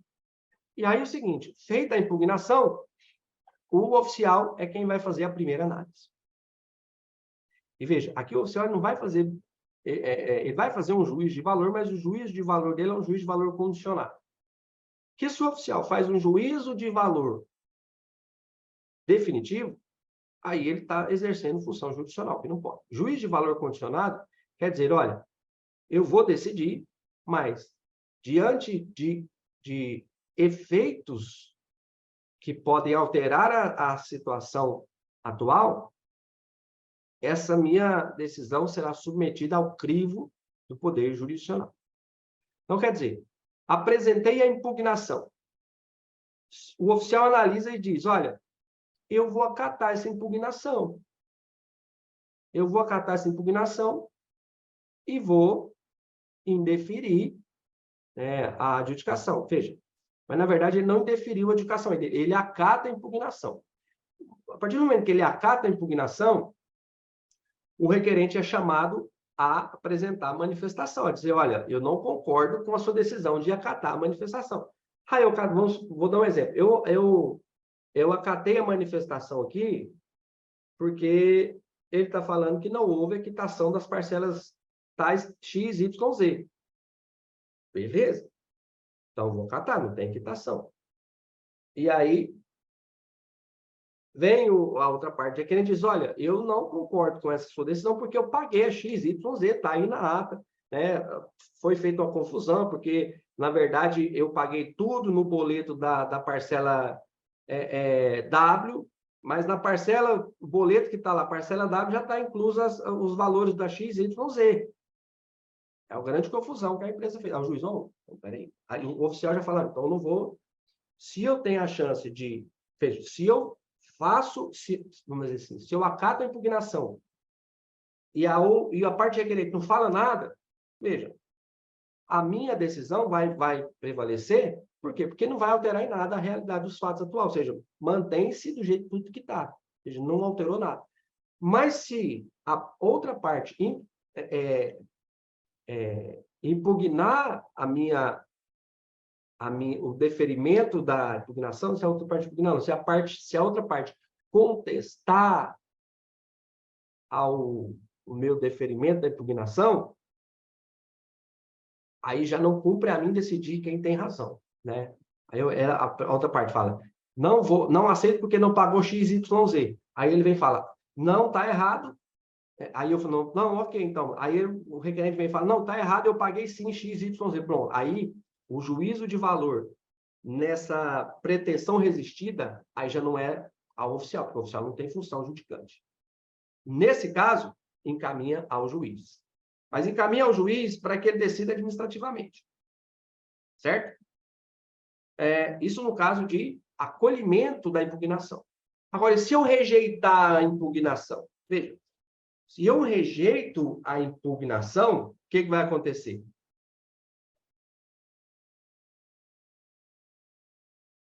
Se eu rejeito a impugnação, foi feita a impugnação e eu rejeitei a impugnação. Aqui, Talvez isso possa ficar um pouco confuso, mas no 440, AD diz, acolhida a impugnação, que foi o primeiro caso, né? Não, isso. O oficial notificar o requerente para se manifestar em 10 dias. E no 440AC, rejeitada a impugnação, o requerido, né, pode recorrer. Ou seja, o requerido recorre da impugnação. E aí, desse recurso, a parte requerente ainda é chamada a apresentar contra-razões nesse recurso. E aí é o seguinte, se houver recurso da impugnação, da rejeição da impugnação, da mesma forma, eu rejeitei a impugnação dizendo, não, eu verifiquei que na parcela W já inclui a XYZ, então eu vou rejeitar a sua impugnação. E aí outra parte, não está incluso, eu recorro. Beleza. Só o fato de recorrer, já tem que mandar para o juiz. Mas antes de mandar para o juiz, eu tenho que oportunizar o requerente de manifestar sobre esse recurso, contra razões desse recurso. Então, veja. Primeira situação, que é a impugnação, que acolhimento da impugnação. O acolhimento da impugnação, eu tenho duas hipóteses. Se o acolhimento da impugnação não for contestado, acabou. Se o acolhimento da impugnação for contestado pelo requerente, juiz. Beleza. Agora vamos falar da rejeição da impugnação. Rejeitada a impugnação, se o requerido não recorrer, segue em frente. Se o requerido recorrer, vai para o juiz também. Mas antes de ir para o juiz, eu ainda tenho que abrir prazo para as contra-razões do requerente. Tá certo? Tudo isso, pessoal, prazo de 10 dias. Certo? Aqui vocês vão sempre lembrar o seguinte. Na fase de notificação e impugnação, 15 dias. Nas fases de recursos e manifestações, prazo de 10 dias. Certo?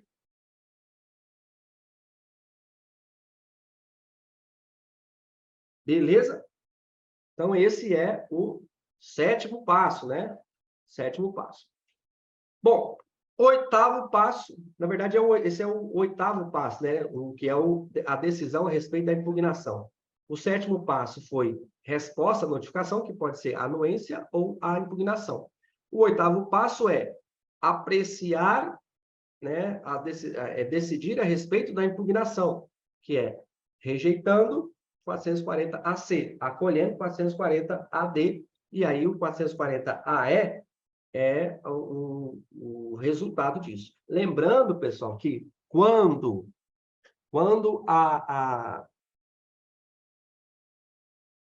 a impugnação é acatada e contestada, e vai para o juiz, ou quando a impugnação é rejeitada, recorrida, e vai para o juiz, com ou sem contra-razões, isso ainda não se trata de... Isso não é suscitação de dúvida. Lembra?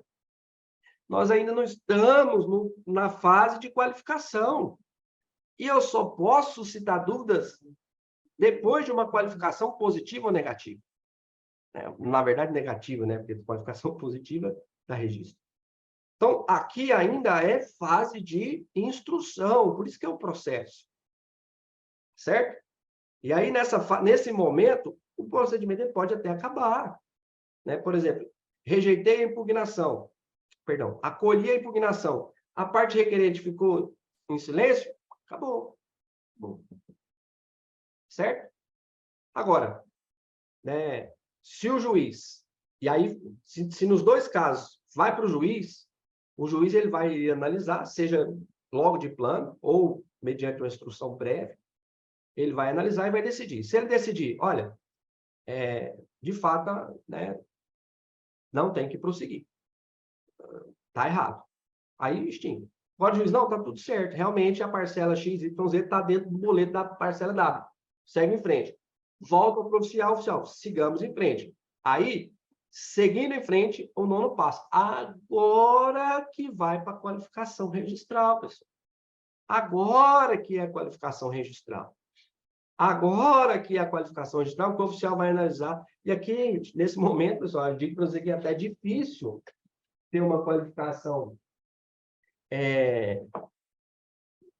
qualificação negativa, porque depois de todo esse processo, onde eu tenho saneamento, onde eu tenho apreciação de impugnações, olha, aqui dificilmente vai ter uma nota de exigência, né? E uma coisa que eu sempre bato na tecla, pessoal, é que, claro, né, não é uma crítica, mas eu sempre gosto de fazer essa diferença, e aqui não foi feito no provimento, e, repito, não é uma crítica, mas uma forma de, talvez, demonstrar que isso precisa de mais esclarecimentos. No 440 AF, fala que não havendo impugnação, ou afastada que houver, ou anuindo o requerido ao pedido, o oficial registra imóveis em 10 dias. Inciso 1. Aqui está o grande ponto. Expedirá nota devolutiva para que se supram exigências. Não. Isso aqui é contradição aos próprios termos. A nota devolutiva, ela devolve o procedimento e diz, não pode registrar. Então, na nota devolutiva não existe exigência. Nota devolutiva devolve, nota de exigência exige. Então, quando ele fala nota devolutiva para que se supra a exigência, não, é nota de exigências, para que essas sejam cumpridas. E aí, quando ele fala, ou rejeitará o pedido em nota fundamentada, aí sim isso aqui é uma nota devolutiva. É a nota que rejeita o pedido. Então, ou ele apresenta nota de exigência, ou ele apresenta nota devolutiva. Nota de exigência aponta os defeitos a serem cumpridos, né? Ou seja, vício sanável. Nota devolutiva aponta vício insanável.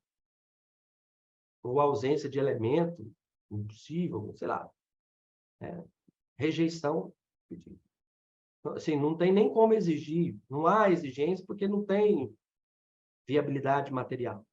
Uma coisa é nota de exigência, outra coisa é nota devolutiva. Certo?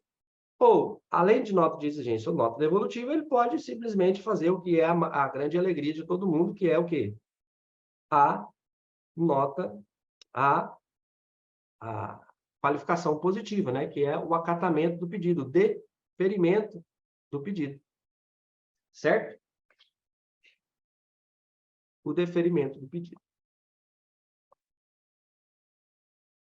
Uma vez deferido o pedido, ainda não pratica o ato registral. Lembra que eu falei lá no começo, né? Lembra que eu falei? Deferido o pedido, intima-se a parte requerente para dizer, olha, tá tudo ok com a adjudicação, certo? Aí, primeiro, deixa eu ver aqui. Pagou os emolumentos já adiantados? Não, então beleza. Agora me mostra o TBI. Ou então, vou dizer, olha, deferimento, beleza. E aí você pagou só a prenotação. Então, agora você tem que pagar os emolumentos, X, mais comprovação da quitação do ITBI. Ou quitação, ou comprovante de que houve dispensa, né? Vamos supor que é uma pessoa que tem algum tipo de isenção, norma. Isso aí é municipal, nós temos 5.000 tantos municípios, então pode ser que cada um tenha ali suas regras de... Pode ser não, cada um tem as suas regras de isenção, então ao oficial cumpre verificar o quê? Se não há pendência em obrigação tributária. Né? Se o próprio ente fiscalizante, que é o ente tributante, falar, ó, tá tudo certo? Tá tudo certo.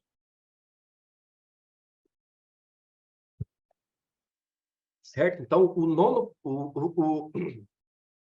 o nono passo é a qualificação registral e a notificação para comprovar pagamento de emolumentos, comprovar pagamento / complemento de emolumentos, se houver, e comprovar pagamento ou dispensa de pagamento do ITBI ou ISTI. Beleza? E, por fim, o 10º passo, deferida a adjudicação e comprovado pagamento de emolumentos e do ITBI, pratica-se, então, o ato registral. E lembrando, o ato registral aqui, ele vai depender do pedido. Se o pedido é em relação a um imóvel, eu pratico o ato registral naquele imóvel. Se for pedido relacionado a vários imóveis, eu pratico os vários atos registrais, com aqueles de vários imóveis. Claro, óbvio que é evidente que eu vou pagar os emolumentos correspondentes. Tá certo, pessoal? E aí, então, feito o ato registral, né? Lançado lá o R na matrícula da adjudicação compulsória, gravada a propriedade imobiliária da parte requerente, então temos a conclusão desse procedimento, né? Que mostra-se hoje aí um dos grandes procedimentos que integram o famoso microsistema de extrajudicialização. Tá bom, pessoal? Olha, se tiverem alguma dúvida, coloque aqui no site, no chat, ou no chat, né? Como pode dizer aí, se tiverem alguma dúvida, se tiverem alguma colocação. Aqui, da minha parte, né, eu digo para vocês que concluímos. E agora a gente concluiu com excelência o estudo da adjudicação compulsória. Claro que algumas casuísticas ainda vão surgir, mas do modo mais abrangente possível, né? Ontem eu fiquei o dia todo preparando isso aqui, praticamente, e, de fato, posso dizer que esgotamos o assunto, né? Esgotamos. Tem esse material, tem essa aula agora, tem artigos que eu escrevi. Eu acredito que talvez tenha sido aí um trabalho de uma apreciação do tema bastante incisivo, né? E, claro, né, dúvidas que forem surgindo,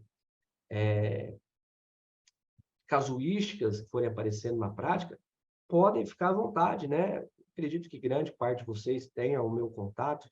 Quem não tem o contato, tal, pode participar da comunidade, pode me mandar direct no Instagram. A comunidade que eu falo é a comunidade do WhatsApp, tá, pessoal? Vou deixar lá no Instagram, vou colocar lá durante toda a semana, vou deixar lá para vocês.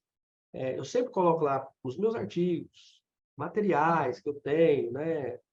Notícias importantes, novidades. Então, assim, eu recebo muita coisa em primeira mão, né? Igual esse procedimento da adjudicação mesmo, antes de publicar qualquer coisa, quando saiu lá no processo administrativo do CNJ, eu já recebi. O pessoal já me manda, porque como consultor do Colégio Notarial do Brasil, de vários tabeliães, de vários ofícios, é interessante para eles também que eu me mantenha atualizado, e, claro, para mim é satisfatório isso. Tá bom, pessoal? Não vi aqui nenhuma pergunta, né, no chat da nossa transmissão. Eu não sei. Deixa eu ver aqui se alguém fez pergunta. Perguntas. Bom, pessoal, então, eu fico muito feliz de todos vocês terem participado. Aos que participaram ao vivo, né, agradeço bastante. Aos que estão vendo depois também, agradeço por terem chegado até aqui, por ter assistido. E dizer que me coloco aí à disposição de vocês para dúvidas, para esclarecimentos, para troca de ideias, né? Fiquem sempre à vontade. E eu sou bem acessível nesse ponto, né? Apesar de não ser um expert e sério em respostas, né? Principalmente no Instagram, que às vezes eu não entro muito, mas eu sempre procuro responder, sempre procuro entrar no tema. Tá bom, pessoal? Tenham todos, então, um ótimo sábado, né? Um 16 de setembro maravilhoso, um dia magnífico de estudos, de produtividade, né? E que nosso Senhor possa abençoar o nosso final de semana, e peço a Nossa Senhora também que nos cubra, né, com seu manto, nos proteja e nos conduza, interceda pela nossa sabedoria e conduza a nossa vida com sabedoria, né? Nos dê sabedoria para a condução das nossas vidas pessoal, profissional e intelectual. Só fiquem com Deus, e a gente termina aqui, então, a nossa aula em nome do Pai, do Filho e do Espírito Santo. Um grande abraço e até a nossa próxima aula. Até mais. Tchau, tchau.